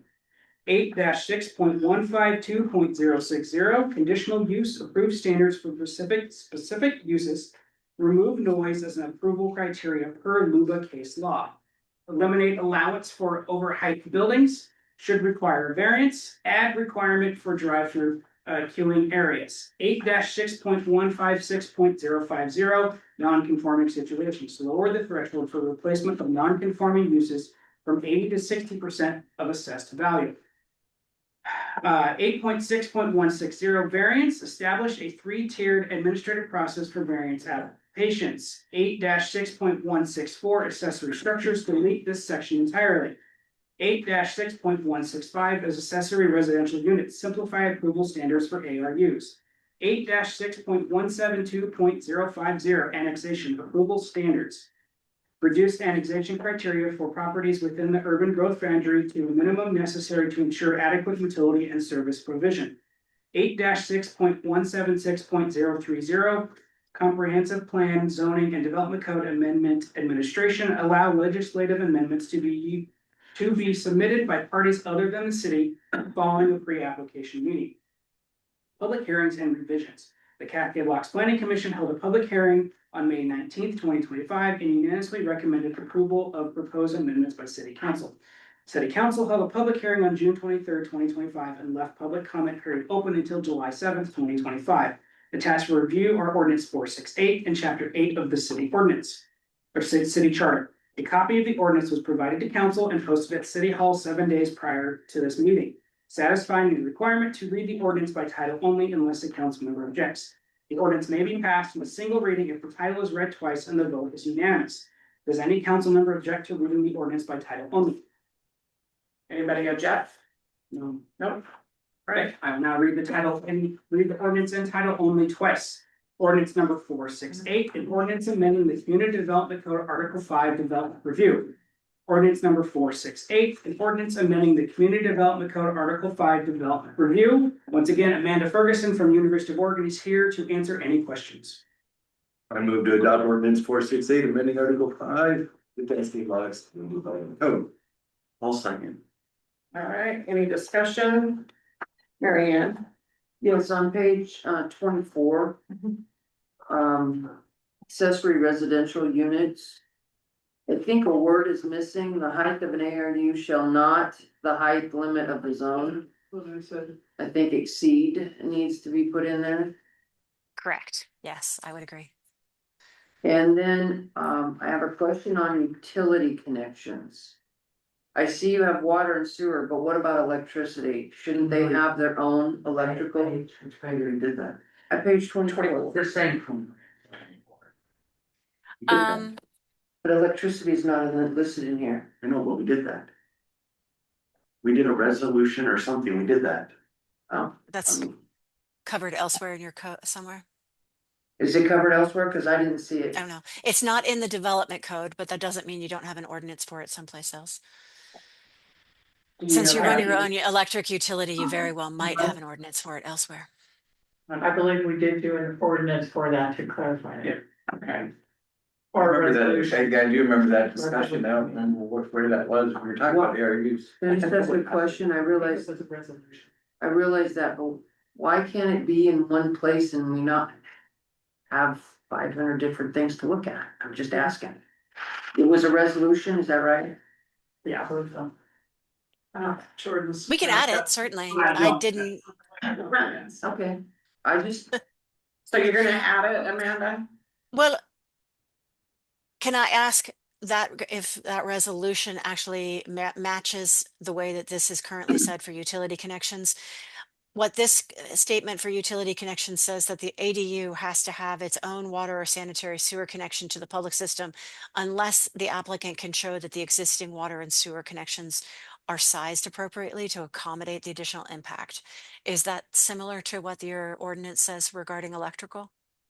No, what our, I believe it was a resolution said, is that an ARU has to have its own utility connections, period. That's water, well. So this would be a different water requirement. and Electricity. Yeah, I mean, so the issue with ADUs and water and sewer, their own requiring a sewer connection and a water connection for a small accessory unit that's inside of an existing house, say, or in the garage of a house. Does it actually make sense to require that they get a separate water and sewer system if one additional bathroom and a kitchen would not require that house to expand its existing water utility? Okay, not a system, a meter, they have to be metered separately, so the sewer's gonna run into the same sewer connection that's there. They have to have their own utility account and metered separately. Yeah. Metered separately. That's what the ordinance, okay, that's different than what I think this is written. So Yeah. we could Okay. clarify this to match that. Did you This have was comments? this was more specifically regarding water piping size, really, that requiring people to add additional piping when they don't need to. If I recall correctly, the intention of that resolution was tenant protections. So if they don't pay their bill. they're If the- not- Yeah, the tenant doesn't lose power if the property owner doesn't pay their bill. That was the intent of it. This is, can the sewer lines connecting to the house and ARU physically handle the amount of poop going down it? That's the intention of this. They're two very different intentions. Yes. Okay. Did you have your hand up, Pete? That was, I just wanted to comment on that, that was it. And then I'll get Bernard in, and you, okay, Bernard? Yeah, so, again, as someone who's built one of these, I think giving a future property owner the flexibility to tap into existing utility lines is a good thing. Especially if it's a smaller unit, like in a garage, you know, because a lot of those has electricity, they're next to a bathroom, wouldn't take much to retrofit them to have those, utility service needs without digging an entire, I had to dig an entire line, water line to serve the ADU, you know? And, again, we're trying to be business friendly, in this case, housing friendly. Let's make it easy. Sometimes you need to dig a separate water line, but in other cases, you don't have to. Small, mine's 800 square feet, it's a pretty big. So it makes sense, but if you're doing 400, 500, a lot of times it would make sense. So let's make that flexible, so the property owner can do this at a low cost or lower cost. So back to I guess that discussion before, it was really to protect the tenants if the landlord doesn't pay their utility bill. Did that resolution include water as well? Yes, metered separately, that's Okay. water and power. That's And what I we mean, I have. hear what you're saying, Bernard, but I think that we have to have some requirements, you know, to just provide some protections for the tenants in case you get a deadbeat landlord that doesn't pay their utility bill and then we red tag them and they get the water shut off, you know? I think it made sense why we did that. Courtney. I Sorry, think this goes in the direct contradiction to, and I'm trying to look it up, to our previous resolution. you know, if we implement this as it's written, then now I feel like our resolution doesn't hold as much water. Thank you.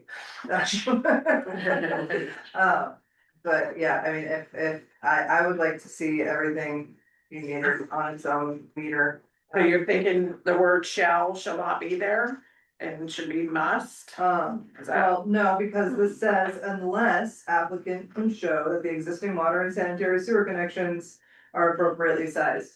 So just remove everything after unless, right? And then it would be consistent with the resolution, because the resolution says it has to be metered. Yes, Yes, yeah, at which point we can add electric in there, I think. If we, so. I think that for clarity's sake, that makes sense. We're talking Yeah. utilities, it should include all the utilities. Especially if we're asking them to all be metered separately. do you understand what they're wanting, Amanda? Yep. Okay. Anything else, Mary Ann? No? That's all I had. Any other questions, discussion? No. Hey, look at that, Jordan. All right. So because we have a change. Do we have to? If that's major. Yeah, I don't, these are just minor modifications unless council disagrees. I don't think it needs to come back for a second reading, assuming it passes unanimously tonight. We can make these as just textual. So just It's amend the changes. motion to say that, and then I think the only change you're making was the The utility connection. utilities, so 8-6.165.020. Page, what page? Dot, you know, Page H, 24. page 24. E and And H. the Scrivener's error under E, yes, correct. Yeah, and H. E and H. So make a modification to E to add the word exceed, and H to remove the language after unless and add in electric. Correct. Keller second. That, Mayor, can I ask one more question? yes, So when you build an ADU, you have to pay system development charges.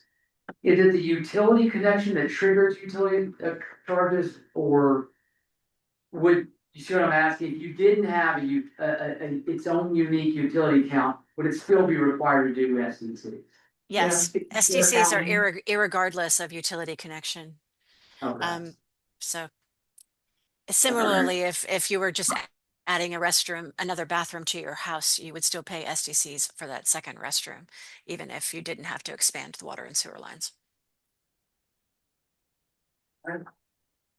all right, so all in favor of ordinance number 468 as stated, say aye. Aye.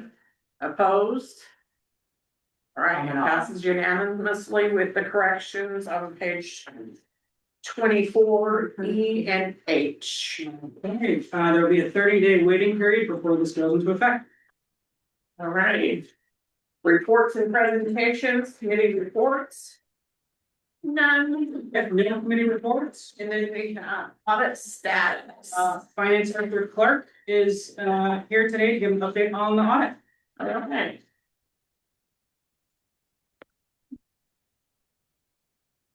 Hello, everyone. Hello. So I just wanted to do a quick update on where we are with the audits. We completed fiscal year 21-22. We're now at the tail end of 22-23. The auditors did come back on Thursday with a few more questions, so we still do need to respond to those, and then I'm hoping like that's it. The next thing will be to get the reports issued. Right now, it's busy, it's audit season, and so with talking to them last week, they don't foresee the report being issued before November. So we're looking at an issuance date of somewhere by the end of November, where we'll get the report for fiscal year 22-23. Once that comes back, if we have to make adjustments or any changes that need to be made, we'll make those. And then we will start on 23-24. So. We're hoping that by December, we can begin working on 23, 24. The auditors just have like quite a bit of work happening, and so. It's just not gonna happen immediately. So the good thing is, we already have the PBC list for fiscal year 23, 24. So we can already start working on those. So by the time we get to December, when we've gotten to the point where we can start on it, we've kind of had like a head start on it as well too. So we don't have to wait until then to start doing the work. To be able to give them, and then we'll be able to iron out timelines, when they'll be able to do the field work. I'm thinking it's probably gonna be sometime early next year, maybe, if we can get them. I would say if they start in December, if we give them everything by the end of winter, I would say by spring, they should be able to schedule field work, and then that will, what they come back with will depend on how long it will take, because I don't know how many questions they're gonna have, how much stuff they're gonna ask us for, and then once that is wrapped up, we can kind of like get on a schedule again. So that is the goal right now, to be able to get us back on a normal schedule. So when we get to fiscal year 25, 26 that we're in now, we'll be back to normal. Questions? Any questions? Bernard? Thanks, Ms. Cora. So my question is, when we get 22, 23 complete. Mhm. Well, let me ask you this, do we have fund balances for 22, 23 right now? Do you know that? No, because they're doing the audit. So we Okay, don't- so we that, don't we'll have that We don't have it information. audited, no, we don't have, for 23, 20. That's what we're doing right now, we don't have Okay, the audited we're numbers. close, but Yes, even though yes. we're that close, Yes. I can't say, Yes, I can give you this, even though I don't have this stuff done. I See what I'm would, asking? I would like the work to be completed before feeling like the numbers are solid. Okay. All right, and if I'm hearing you right, that could be as early as the end of November. Yes, You're gonna yes, complete it the all. report, we should be able to get the report from them, like, yeah, so by the end of the year, we'll be able to see what the ending balance is for 22, 23, and then the beginning balance for 23, 24. Okay, Do you have another question? well, I just have a comment. Yes. I just, look, I like our little audit and monitoring action report. So I would like to see, again, see the timeline for now, 22, 23, 23, 24. And then now that we know 23, 24 is gonna go into 26, we know that 24, 25 is gonna be late. We know that now. Yeah. We know that for a fact. So Yeah. I'd like to, again, show me windows of activity in which now that audit will take place. That's my So request. I think, I hear what you're asking, but I think I don't feel comfortable giving you specific timelines because I don't know the specific timelines. There are a number of variables at play with this whole thing. I'm gonna be very pointed. Please. This is a very messy audit. It's years in the past where there are people who touched all of this are not around. The documentation was poorly done. Being able to find information sometimes is very taxing.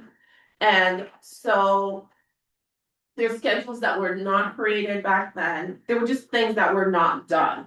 And what it means is that up until today, it was just me. And Kathy would chip in and help me with some stuff, Jordan will chip in and help me with some stuff, and Carrie when possible, but it was mainly me leading it. Now we have someone that started, once we get her onboarded and settled, she can hop in and help, but for me to tell you, okay, once we are done with December, then from December to February, we're gonna be able to do this, I can't do that, because if we look at the auditor's schedule, I don't have control over their schedule, I don't know what their client list looks like. So those, I feel like until we've completed one, it's hard to start making a timeline for the next one. I would not feel comfortable telling you right now, I can tell you the schedule out through the next 2 years, because it's just not, it's not sensible. All right, You got another Yeah, question? well, I guess my response to that is, I understand that a plan is just a plan. Correct. When you guys lay out a plan, say, okay, this is the time window in which this will be done and that will be done, et cetera, then it's subject to change. They always are. Correct. So that's all I'm asking for. If I, and I'm seeking council support, that we ask staff to give us a plan. We understand they're subject to change, but I would like to have a plan so we have something to kind of grapple and monitor as these audits move forward. And we can just, again, continue to put pressure, that's what I'm hoping for. If I can be frank, I hear what you were saying, and it's, in words, it sounds nice, but I feel like you guys are gonna hold us to something that we might not be able to accomplish.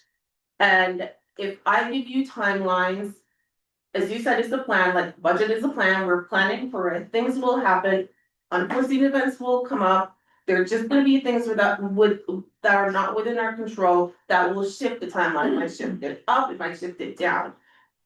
I'm fine giving you a plan if you can tell me that when things change, you're going to be open-minded enough to understand when the changes happen.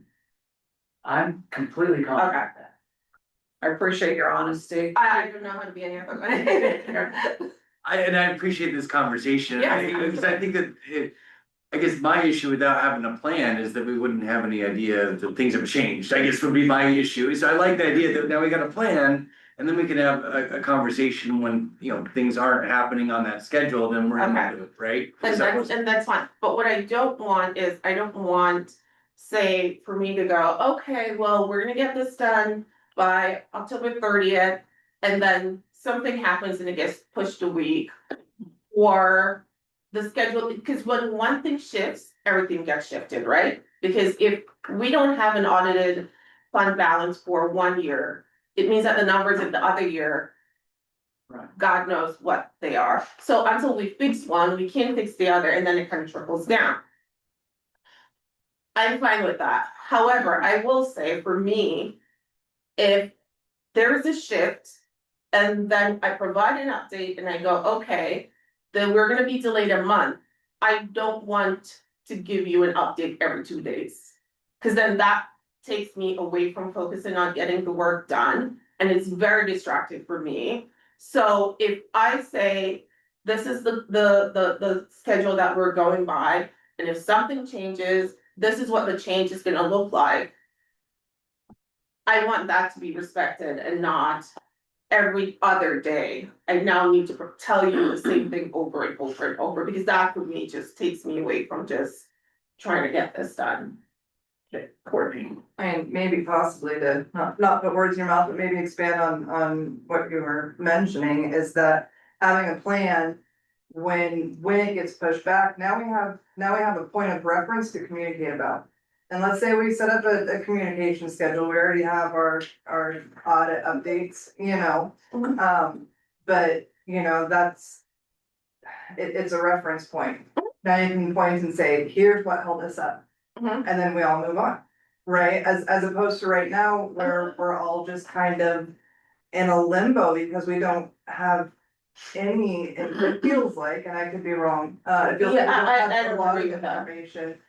I don't agree with that. Okay, yeah. I don't think, I feel like we provided updates on a weekly basis. At every council meeting, yeah. Yes, as we know things.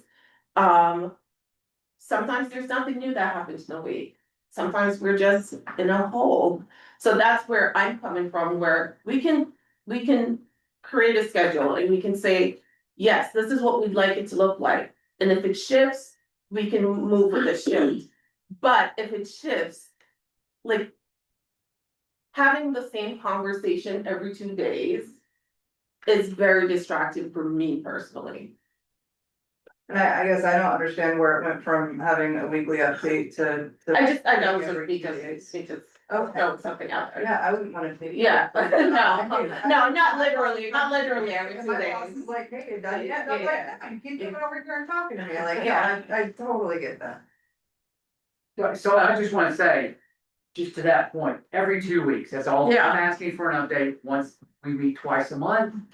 And we get an update twice a month. Yeah. That's And sometimes it's just the, Because I- date that. Exactly, we're that's- seeing. that's- It doesn't have to be like. I'm holding you on to this. Yeah. Just so you know, It's on I'm record. holding, yes, okay, good, it's on record. Yeah. I just wanted to. If all is going well, next meeting's update's gonna be, we're still on track, and that's it.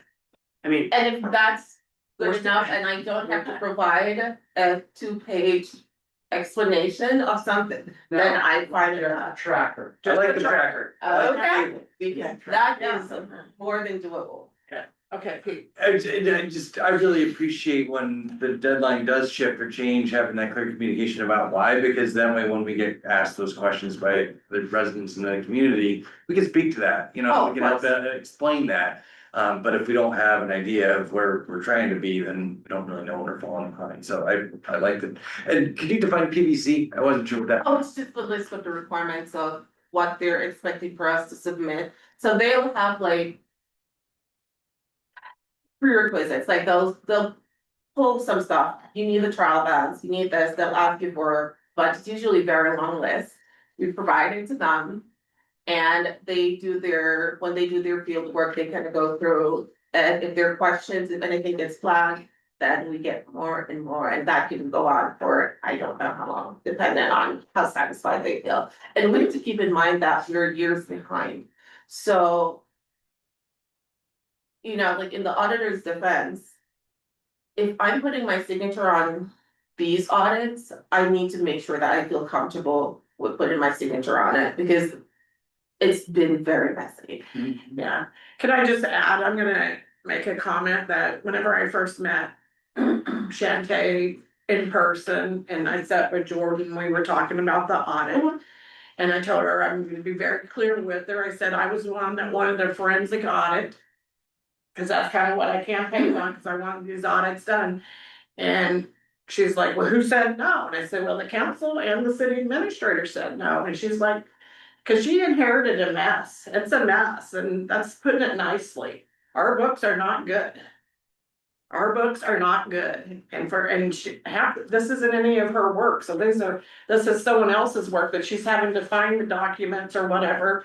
And figure out what they did or what they meant, and it's Make it a make lot. sense, yeah, and I gotta make it make sense for the auditor, Yeah. or they're gonna, then they keep digging more and more, and Yeah. then they ask for more, and it's just been. Go ahead. Yeah, Do you see a way out of this? I mean, he said, Yeah. I'm sitting here, Yeah. is there an end to this? Yeah. We get caught up, Yes. we get put this yes, on. I do see Can that. you kind of walk me through what that looks like in your mind when do you have a vision of how that would look? Mine in a perfect world, or Yeah, like, realistically, which one? I think realistic. I love the perfect world, but they. Realistically, I would say we'll wrap up the current audit 22-23 by the end of the year. We'll get the report, we'll start working on 23-24. The goal is to do, Jordan and I talked about this, is to file an extension for 24-25.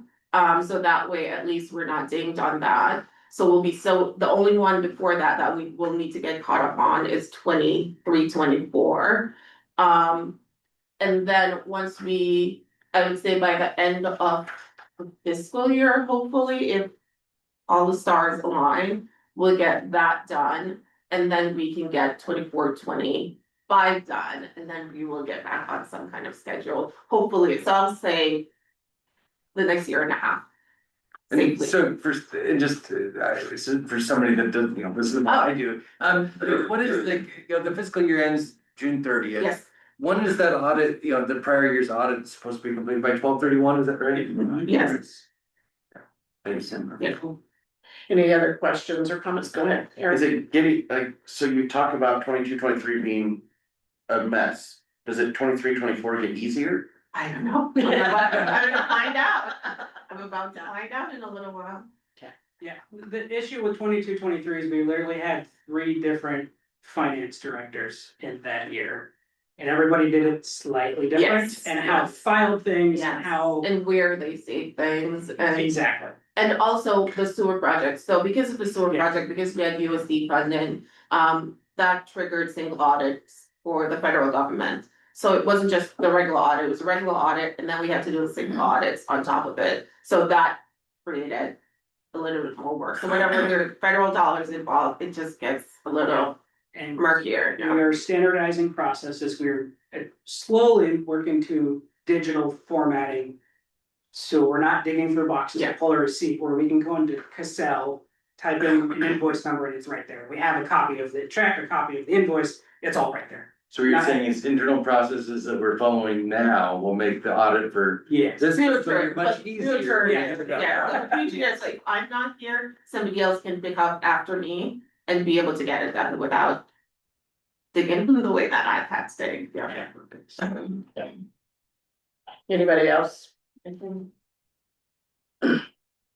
right, Thanks for the hard work. Yeah, Yeah. thank you for coming tonight. yes, appreciate it.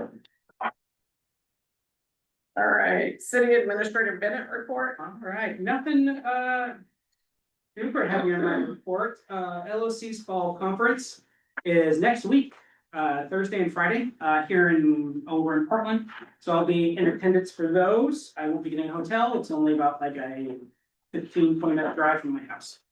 So I'll be in attendance for that at the end of next week. And then 2 weeks later, ONEU's annual conference is in Timberline, the 16th and 17th. Again, I will be in attendance for those, but not getting a hotel room, as it's only about a 45-minute drive from me. Safe routes to school. Hood River County and the Hood River School District have partnered to complete a safe routes to school plan that focused on walking and biking paths around the school to increase safety and options for children. A summary flyer is attached, currently available for community review. The city will incorporate the outcomes of this plan into its own transportation system plan. Both English and Spanish of the flyer are attached. So please help spread the word on this. Not sure why they put it in a 3-page flyer. It makes it very hard to put online to people digest a 3-page flyer, but that's what they provided. Financial software update. Finance Director Clark and I have been reviewing and demoing several software options to replace Cassell. At this time, it is clear that we don't have sufficient funding to comfortably cover the implementation fees and ongoing costs. As a result, we're pivoting to meet with Cassell to explore short-term performance improvements. We've already had one initial meeting. We have another meeting with them set for tomorrow to see. Thursday. Is it Thursday? Yes. Okay, one of those days. To see what part of Cassell are we not underutilizing, how are we not using it correctly? One of the issues is certain reports take forever to run. Something you would think like water consumption data would be, there in seconds. It's taken a half hour to run the report. So we're gonna meet with them, focus on report creating and see what we're doing wrong. So speed up that process. Tourism Committee Support Services. I will be attending the Tourism Committee meeting on September 29th to discuss the support services contract, which expires November 30th. The current contract includes a 1-year option extension, or the committee may choose to issue a new RFP. I plan to bring the committee's recommendation to council on the October 13th meeting. The museum board, between the time of writing this announcement, the museum board met and they are open to the 1-year extension as well. They actually have some stipulations as part of it, including that a consultant be brought in to help determine kind of the future and long-term organization of the tourism committee. I think I'm pretty clear that the way it's structured now is, at least to my opinion, very inefficient. It is a recommendation, which then goes to me, which then goes to council, and it's just all of these unnecessary bureaucratic steps, which again, 1 year, I guess my end goal would be to bring the position in-house, but that's what the consultant would be for. So gonna meet with them on the 29th and then present their recommendation to council, and we'll go from there. Quarterly newsletter. Staff is finalizing the content and layout for the fall 25 newsletter, which is tentatively scheduled for release in mid-October. We'll promote the newsletter via the website and Facebook. To manage costs, we plan to not mail copies out. A limited number of hard copies will be printed for distribution around town. Exactly where that'll be is yet to be determined. Waiting on one more item to finalize that newsletter, and then we'll get it out mid-October. And then one item not on here is the electrical system tours for later this week, Wednesday and Thursday. I have Counselor Pruitt and Mayor Wood set for Wednesday. I know Counselor Happy, you said you could possibly make I'm it. working both days. I was just saying, if I had the ability to If some, get here, I want to Yeah. know when of the tours were happening. gotcha, okay. And then I think, yeah, I think you said you could make it. Now, can't. Yeah, I know Counselor Keller, you can't. Counselor Bump, I don't know if I've heard a response from I you. gotta look at my calendar. Okay, so they're 1 o'clock this I'll let Wednesday. you know tomorrow. Okay, And Courtney, you could not, okay, you can, okay, so we could just do the Wednesday then, if, yeah, if you, preferably Wednesday, Yeah, that, save the Derek. Wednesday, that way. Wednesday or Thursday? Wednesday or Wednesday. If Thursday. it was Wednesday, I could make it. Thursday I can't. Okay. So Yeah. I can do Wednesday. yeah, cause that way we don't have him doing 2 tours. Yeah, I can let, Mr. Turkington know he doesn't need to schedule Thursday. Yeah. Perfect. I can do Wednesday. Okay, thank you. Thank you, Maria.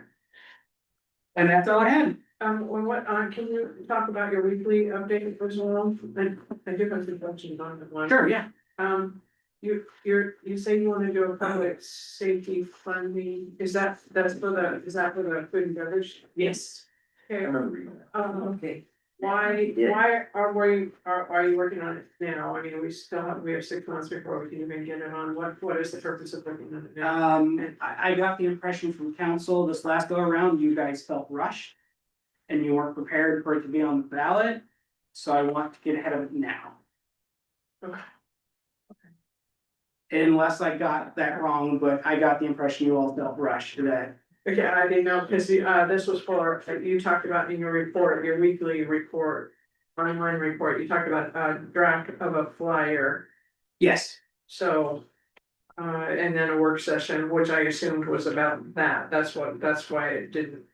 not so much the flyer itself, but there's been discussion on what that percentage actually is going to be. And what we want to put up to a vote, and the discussions about how council is going to do any door knocking strategies. Or possibly a pack. About 6 to 7, 8 months. Well, yeah, okay, yeah, all right. Okay, thank you. And just another question, are these Friday reports or Monday reports? It's Cause supposed to be Friday, I didn't get it out till this morning, but they're supposed to be Friday. Any other questions or comments on city administrator report? All right, moving on. Mayor and city council comments. All right, just wanted to say, people that came in and spoke this evening and or submitted written testimony, I appreciate the, hearing from the members of our community on these subjects, and I know that we have to make some difficult decisions from sitting up here. And I think that I appreciate it when I hear from, our community. And I personally, you know, feel that we, you know, if the intention and goal is to just make sure that we're not wasting our time when we're here, we sit through a lot of reports and presentations, I feel like those are kind of wasted time. But having public debate about things like the topics that we discussed, I think really do bring value to our community, and people would like to hear that. So I just would encourage us to, you know, put that extra action item on the agenda. I don't think it would take us that long to work through that, and we could have that debate then about that subject. My issue is not about whether it's, you know, Hispanic Heritage Month or Indigenous Peoples Month. It's really just about the gatekeeping and just putting, you know, I just advocate, put it on the agenda. The meetings are for public reason, you know, in public, and we can then discuss those subjects at that time. Gosh, I really appreciate the discussion we had tonight, everybody. Yeah, I always think it's interesting how I read something different than Courtney might or Mary Ann might. And you guys catch things that I don't catch. And, you know, we had it took us a long time to work through that. But I feel like when and I've commented on this to other people in the public, that sometimes our meetings, we might spend a lot of time about one word. You know, but I'd rather us have that conversation now than after we pass this ordinance or resolution and then have someone else in the community upset at us because we didn't talk about that word, right?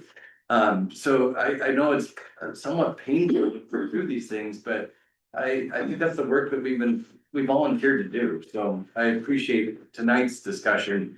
And the parking it's a really sticky subject, but I love the way that we were solution focused and we were able to find a compromise. Not everybody was happy, but we found a compromise we all live with and keep that moving forward. So I just want to say I appreciate that, so thank you. Thank you, Kate.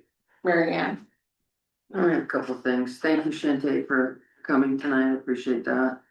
And on the newsletter, and I know I've said this before, we've got to get it out to everybody, not just people that use Facebook and look at the computer. People need it physically sent to them through the utility bill. That's my opinion. Otherwise, people aren't gonna get it. Is that it, Mary Ann? That's it. All right, Eric?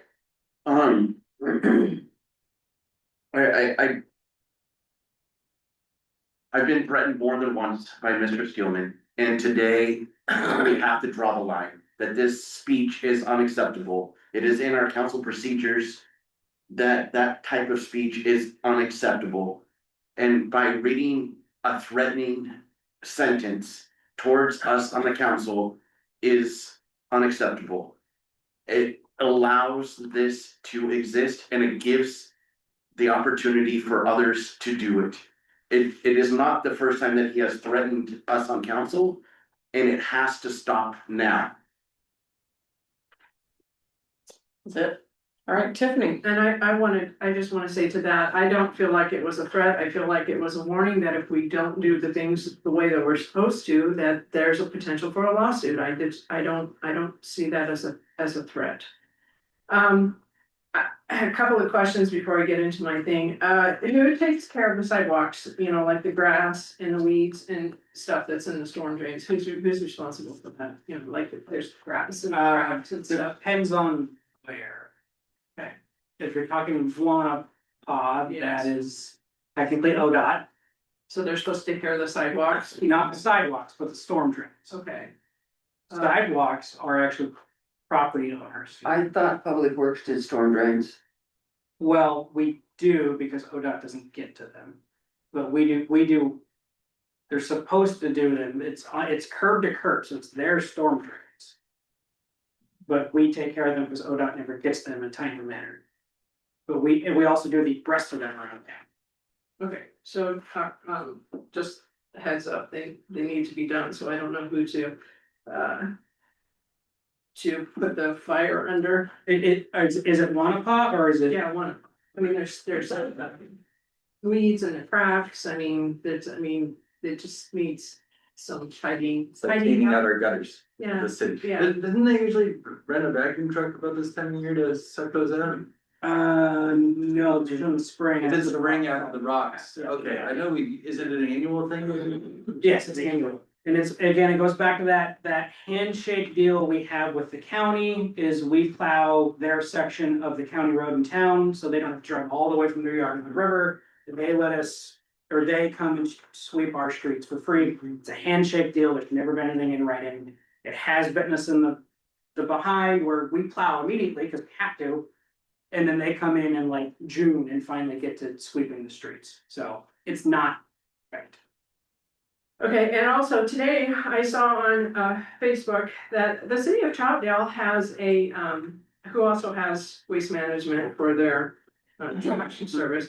They have a textile reuse and recycling collection day. I would be interested in finding out.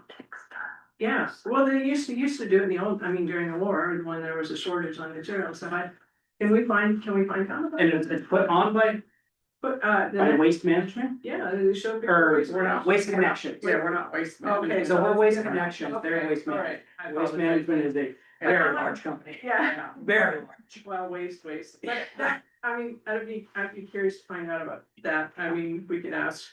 Well, Jim will be coming. Yeah, within the November next month, right? November 10th. November 10th, he'll be here.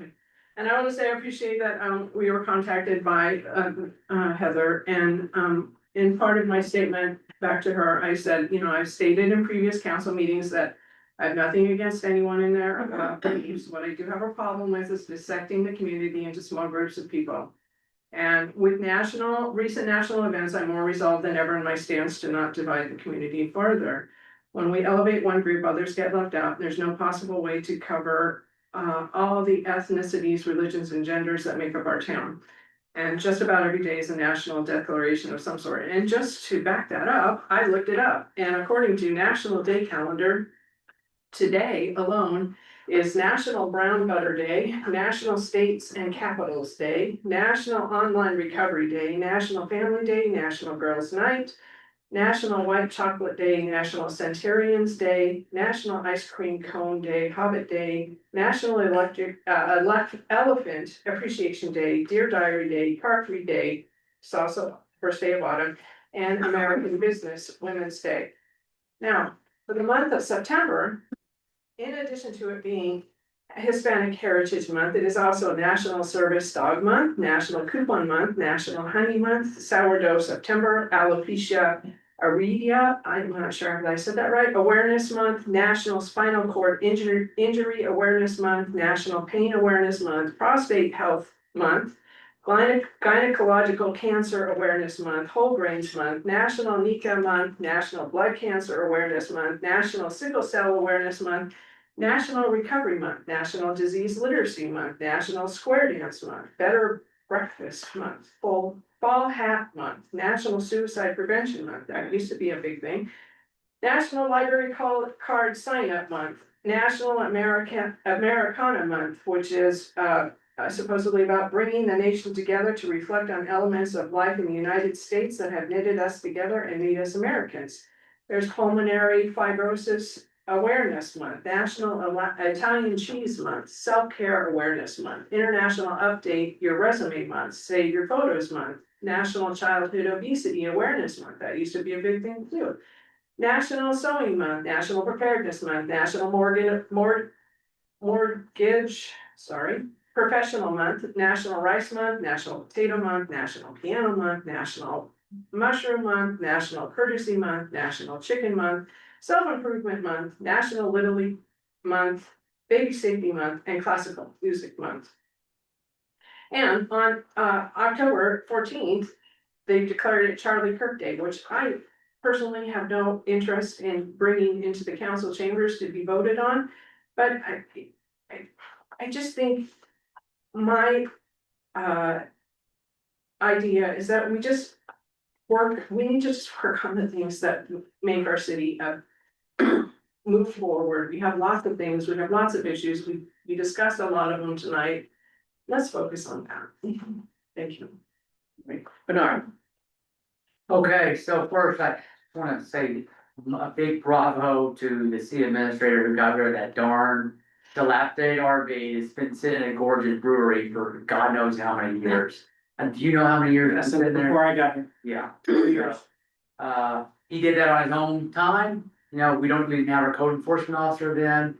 And we had funding, thanks to this great council and our budget committee. So he did in short order to get rid of that thing. And as someone who lives over there, it's an eyesore. I was terribly worried. It was a homeless person who started camping in there, and it's now gone forever. And again, thank you. That's a huge improvement, in my opinion, to our downtown. This will be my last in-person council meeting for the next 12 weeks, because I start school on Wednesday, and then I'm in Corvallis Monday through Friday until about December 10th is when the term ends. But I'll be loyally here via Zoom from this point forward. Just a reminder that October 4th is the Easy Climb Beginner mountain biking day for kids. So if you got a kid who's just mildly interested in seeing what's out there, maybe wants to ride a bike on the trails, it's an awesome event. Ted and his crew do great work, and it's so good for kids to get outside, get the fresh air, get some exercise. And we've got this great amenity here in town. So I would encourage folks who have kids to consider doing that with them. Regarding the newsletter, what Councilmember Baum said, so I asked the city administrator, how much would it cost to mail it? And if I heard that right, it was like $57. How much was it? So actually, the printing based just rough math, the printing costs more than the mailing, but they're both about $50. So it comes out to about $100 for the printing costs that to be printed here on our machine, and then the additional postage as we do bulk mail, it just adds more weight to the utility bill. So it's about $100 per run. Okay, so I'm of a similar opinion. We have a lot of folks who are not online, don't use social media. And they're not gonna get this update, you know, if we just leave it to those venues or those platforms. So I guess I wanted council, see if council is supportive of printing and mailing this thing with our utility. All the council that's in supportive of putting it in the electric bill, the That's- newsletter. The electric bill. All right, you got it. Electric bill. Thank you. Thank you. And then last thing, you know, they didn't have a fire awareness month. You would not support the ice cream cone day. You know, I was just in Hawaii and I you know, I like the windsurf. It's a great place to sail in Maui. So I was curious. I went to Lahaina. That was the town that was devastated by the forest fire, I think 2 years ago. And I had been over there, and it literally is wiped off the map. It's in every commercial building, gas stations, you know, art galleries, everything is gone. And there's some houses starting to be rebuilt. That banyan tree did survive, you know, that tree in the park, Garden is this beautiful, amazing tree that's spread over a huge piece of property. And it's looking very healthy, it's leafing, it's doing really, really well.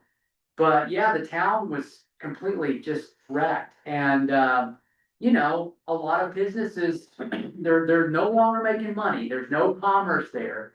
So I just, I hope, you know, when we do our next retreat, we spend some time talking about, wildfire prevention as, consideration for a council goal. It's scary when you think what could happen to our town, given what happened we're seeing this in other places. Colorado had a similar fire that wrecked them. And I can't help but just, you know, sits deep for me. I just wanna know it could happen and I hope we'll make the plans to de-risk or minimize risk that happens to our community. Mayor, can I add a point to that? Chief Logan and I are looking actually at a grant opportunity to create and increase the fire buff along Dry Creek and BPA's lines. Hopefully soon. I mean, the grant application is open for pre-application now, so. That's lovely news. Yeah. So we as a staff are actively working on it. That's great to hear. Okay, I continue to enjoy this work with you guys and thank you. Thank you, Bernard. Courtney. I wanna say thank you to Amanda, I know she's not here, it's always nice dealing with her, she's professional and knowledgeable. Thank you, Shantae, for being here, it's nice to have some interaction with you and get to know you a little bit better, even in this capacity. Thanks for making the drive, I really appreciate it. I agree with you, Pete, that our conversation today, I mean, we didn't all walk away happy, but we all were able to come meet in the middle, and I love that for us. You know, we all just want to see Cascade Locks prosper. And we all kind of have a different idea of how that's gonna happen, but that's why we all get to come together and make decisions, you know, for the community. I'm always grateful to hear feedback from our community members. Written in or in person, always a good thing. We put up the peace pole this Sunday down at Toll Booth Park. There is a new peace pole, go check it out. Put it up on the International Day of Peace. The third graders got to have their say in what languages we put on the peace pole, and the Rotary Club. It was nice. It was a good time. It's great to see it. Can we back charge ODOT for cleaning out the storm drains? Probably not. I mean, It was- They don't have any money. Yeah, they really don't. Jeopardize the $1 million, right? That's not who's those budgets right now. Okay, so I'm excited to go. I'm going to the leadership workshop a week from Friday with the LOC conference. I'm really excited about that. I noticed when I was on the website that, we've gotten a tab that says agenda and minutes, but it no longer holds agendas or minutes because all our minutes are on YouTube. And I also noticed that you were able to add a link to, today's agenda right under the agenda packet, and then it had a YouTube link. I just did that today. Yeah, that's super exciting. Can we also add it to the tab that we did that someone, from, We did. that happened today? You can't add it to. Like right now it says packet, or it says agenda and packet. You can't add anything else to that. So that's why the link is beside it. No, and that's all fine, and that's under. But I'm talking about like, for any of our minutes, anything that's under that meeting, agendas and minutes tab, that's, planning commission meetings, all of those, and they don't, it says that you have minutes in there under that tab, but there is none for any of the past meetings ever since we went to, digital format. So either we can remove that heading saying that there's minutes under this tab. Minutes are. There's the action minutes approved by council. Is that, maybe I don't understand what you're saying, but Does minutes just refer to action minutes, or does it refer to the actual minutes? I'm on the website now, yeah, I noticed at the very top, it says 2025 city council minutes and agendas, and right underneath that says YouTube city council. Was that new? That's stuff? today. Yeah, and I think when you pull that up, it brings up the channel that has all of the prior, Right, but now go to the planning commission, okay, I didn't do that. or any So of the the other. rest of the committees need updated then. Yes, please. oh yeah, there hasn't been any. Meetings, so. Yeah. But they're on the YouTube, Yes, they are on YouTube. and so to have that heading of having minutes there, I would like to see a minutes link. But I thought, if council wants to see that moving forward, I mean, obviously moving forward, super, when I was on there today, having that link right there is really cool. It's up in the right hand corner too, just. For. You know, YouTube is up in the right hand corner. Thank you, Kathy. Is it? Yeah. And then. And that's always been there. Yeah. Never noticed that. Yeah. And then I would like to revisit the definition of consensus at some point with council. I feel right now, as it is, you have one person that is able to make the final decision on a consensus. And that's not the way the city should be set up. Okay, I'm just gonna say Yeah. again, and you guys can Google it. Yeah. Consensus is everyone agrees. Now you guys can say. You know, what does the majority want to say about this or whatever? Just don't use the word consensus, because consensus is everybody. Consensus is Consensus everybody, has a we've few different defined that. definitions. So I Googled it right before this meeting, and what I read did not say that everybody agrees. Right. It means that no one disagrees, is what I read, versus, you know, If no one disagrees, which is kind of what we ended up with, was that so long as no one was adamantly opposed to Right, something. but now you have, all it takes is one person to be adamantly opposed, and I feel like that kind of goes against the intent of having a city council where you have all the heads, all the brains that come together to make decisions. Are you done with your? Is that it? Okay, but did you have a question? Well, I don't know if we wanna make this a separate council item, but I also would like to revisit the definition in this conversation, for similar reasons. And I think it probably makes sense now that we have a council, right? I mean, we had this discussion last, but a different council, at least one other person on council, so I'd be open to that too. Right?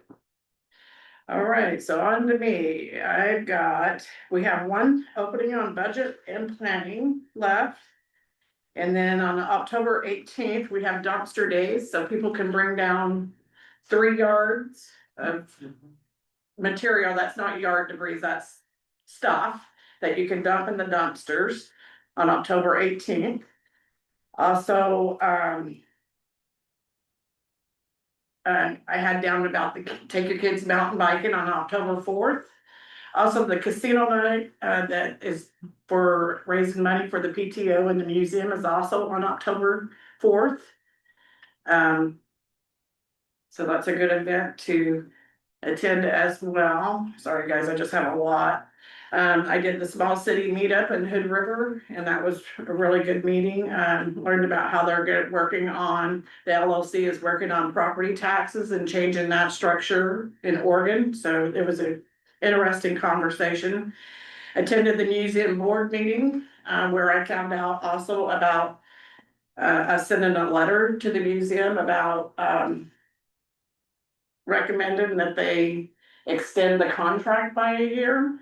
And I was asked how council felt about that, and I asked that they table it because council didn't know anything about it yet.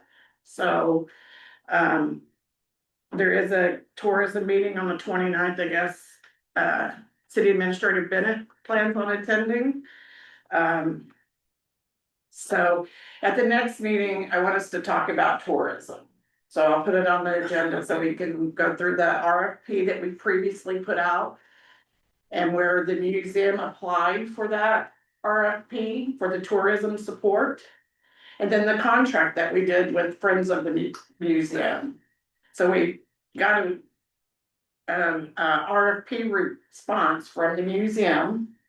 And then we did a contract with Friends of the Historical Museum, which is two different entities. So there's some differences there, and then talk about the RFP and what we want to do with tourism and what that looks like to everybody. So we'll do that next meeting. Also, I've met or talked with Charles Young, which is the Oregon Emergency Management for Hood River. And he's working on making sure he has all the materials and brochures and all that. We're gonna try to coordinate where we get the pavilion or city hall here or something where we get all the community involved, all the citizens to be prepared for an emergency. Having a 2-week plan, finding out who needs help getting this stuff together, because not all people can do it. And and hopefully we can come up with a group of 10 people that can be willing to go through like 16 hours of training to act as our Red Cross until Red Cross can get here.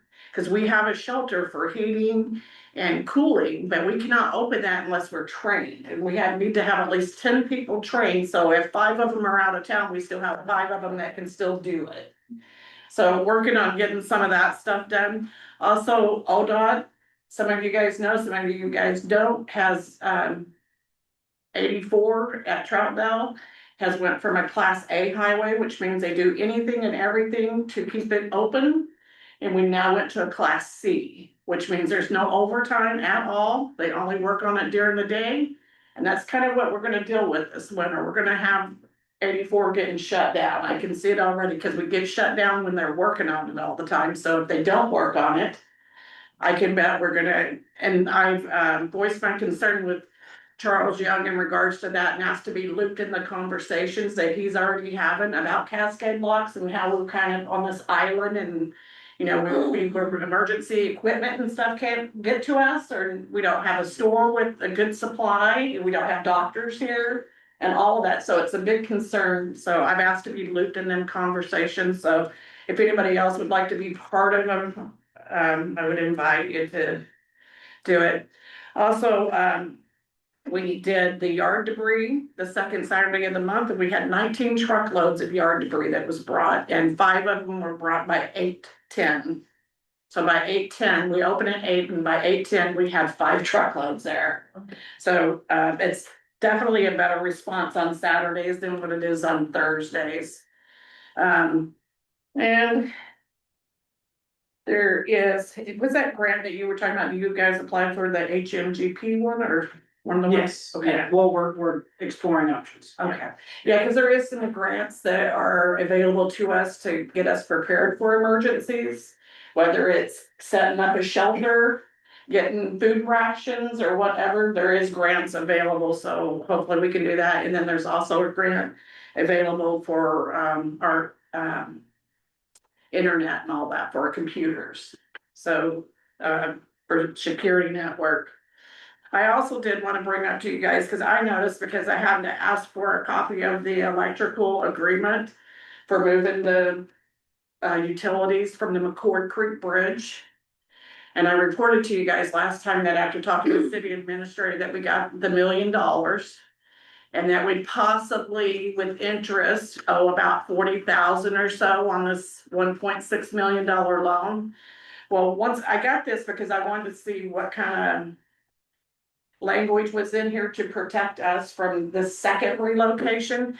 But in doing that, I found out that we actually signed a contract for a loan for $1,173,000 and $400. So $1,173,400, which means, just doing math off the top of my head, we are gonna wind up owing at least $200,000 instead of having that taken care of. And I was very disappointed to know that. And I don't know how we've been talking about $1 million loan and it's not been $1 million loan all this time, but I wanted to bring it to your guys' attention too. It just came to my attention this week. So if we would have known that, then we could have got the lobbyists to work for 1.2 million. But so just so you guys have that information. Also want to thank Joanne for coming. I appreciate it. Thanks to Cody and for Heather for writing in. I always appreciate it when citizens come to council and participate and sit through it, because it's a grueling process. But thank you guys, and on that, I think I am done. Motion to adjourn. Second. All in favor, say aye. Aye. All right, Can I say one thing? Seconded, please. Keller, Thank you. go ahead. Tiffany, years ago, Ken did a garage sale. We had so much textile stuff going there. That's what they make, we took up the floor, that's what they make of it. They use a lot of textiles at that time, I don't know. So that was a good place, and someone you can take on that. So take your own. That's just what they're money, you go to. I like that idea. Was not firm size. It was It was like Ryan Credit. I can't stand throwing stuff.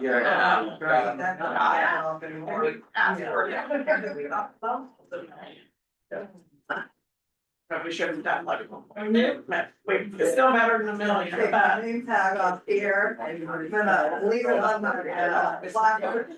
Cause I was just looking, cause I was looking. Yeah. Actually, Rub it in.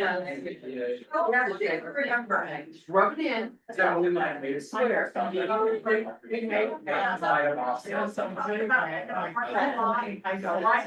investing. That is railroad plan, say, you know, that. We may have. You know,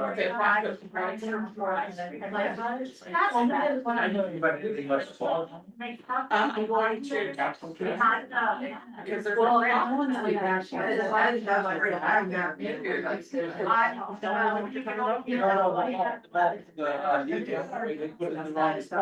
so that's a good idea. We're gonna have to contract for the second 3 years. This is what we're gonna do. And I just kind of. Whenever I see it now, so I was like. How are we? I'm like, very information and I'm like. We don't actually color it. Their property. It's the railroad. I know. No, I can't do that. To do it wide enough, you could have. We actually About did. behind the ice cream. Yeah. Behind the. So many of Behind them. the restaurant, behind. It makes it. Yes. Yeah. All Makes it. I think our caution this year. This was pretty good. It's very much. You gotta make sure. I mean, people for us like hard to communicate. Which is. Well. It's good to hear that, because I think a lot of people, but stand by how long we get anything done, so, you know. It gives you some appreciation, well, it's frustrating, it's like allows you to just understand why things are. Wait. Yeah, as it said, it's critical to get stuff done. But the people, they don't. Well, the third graders weren't there either. And there was one gal there showed up, he got pulled and all that, so that was cool. And then they had a high school student that lives here that read it. Proclamation, whatever it was. Yeah, it was really cool. It was really cool. That's some fun. So that was Then it. just have- Understand that's so fun. what you were saying. Yeah, your question, high school. About, And so they started doing The- that, where they. about keeping it off the agenda. You're referring to, I gotta go, but we'll see you tomorrow night. yeah, so Okay, I yeah, got sounds the calendar, good. happy hour, I'll let you know. Just holler at me. Yeah, You know, sounds good. Thanks. Great. See you, Bernard. Okay, thank you, Mayor. No, these are checks, these are things that they have to be rewritten. No, I didn't like, I should prepare my comments, I don't know, I, and so sometimes when I'm trying to say isn't not all that clearly. And I guess what I would say was that, and it's kind of along the lines of what I was working with saying, but the way that we have consensus defined right now, if one person doesn't want to stand on the agenda. And I guess I was thinking more about this after I made my comment that like, if it's something. You were all like. You say you want to put on the agenda, right? If it's not important, yeah, I'm still probably gonna support it because I feel like it's like. And I don't, I'm not gonna pass a value judgment on whatever someone's trying to bring forward, but like. I'm not gonna. Oh my God, I graduated, I think it was class in the state at the time. And I think that becomes on us, that we also realize there's 7 of us, and if we push all of us on bringing stuff to the mayor to put on the agenda. And making her make the choice to have what's gonna go on the agenda and what's not. Those sorts of things come before the council. Council gives. Yeah. I mean, or it's like, I should go to read too, like personally. But the consensus says, oh, we can change the word and not use all or nothing. When you say consensus. But if someone makes us up to do something, or to be sure it wasn't, there's been like several constellations that have been brought out, that we should go, so we can. And we're always doing that, is that it takes time, it takes time, I mean. But you just, I would say, there was not gonna give us a shine and shine dash. And I also. Your business. Yeah. Super serious. Are we off, Kathy? Still, yeah. Computer's off. No, it is not. Might be why Jeremiah is calling me. Yeah. Thank you, Jeremiah. Other than that. Hey, I can hear all you guys talking. On the right, Yeah, we're recording. and Oh, and there you go. I can't see.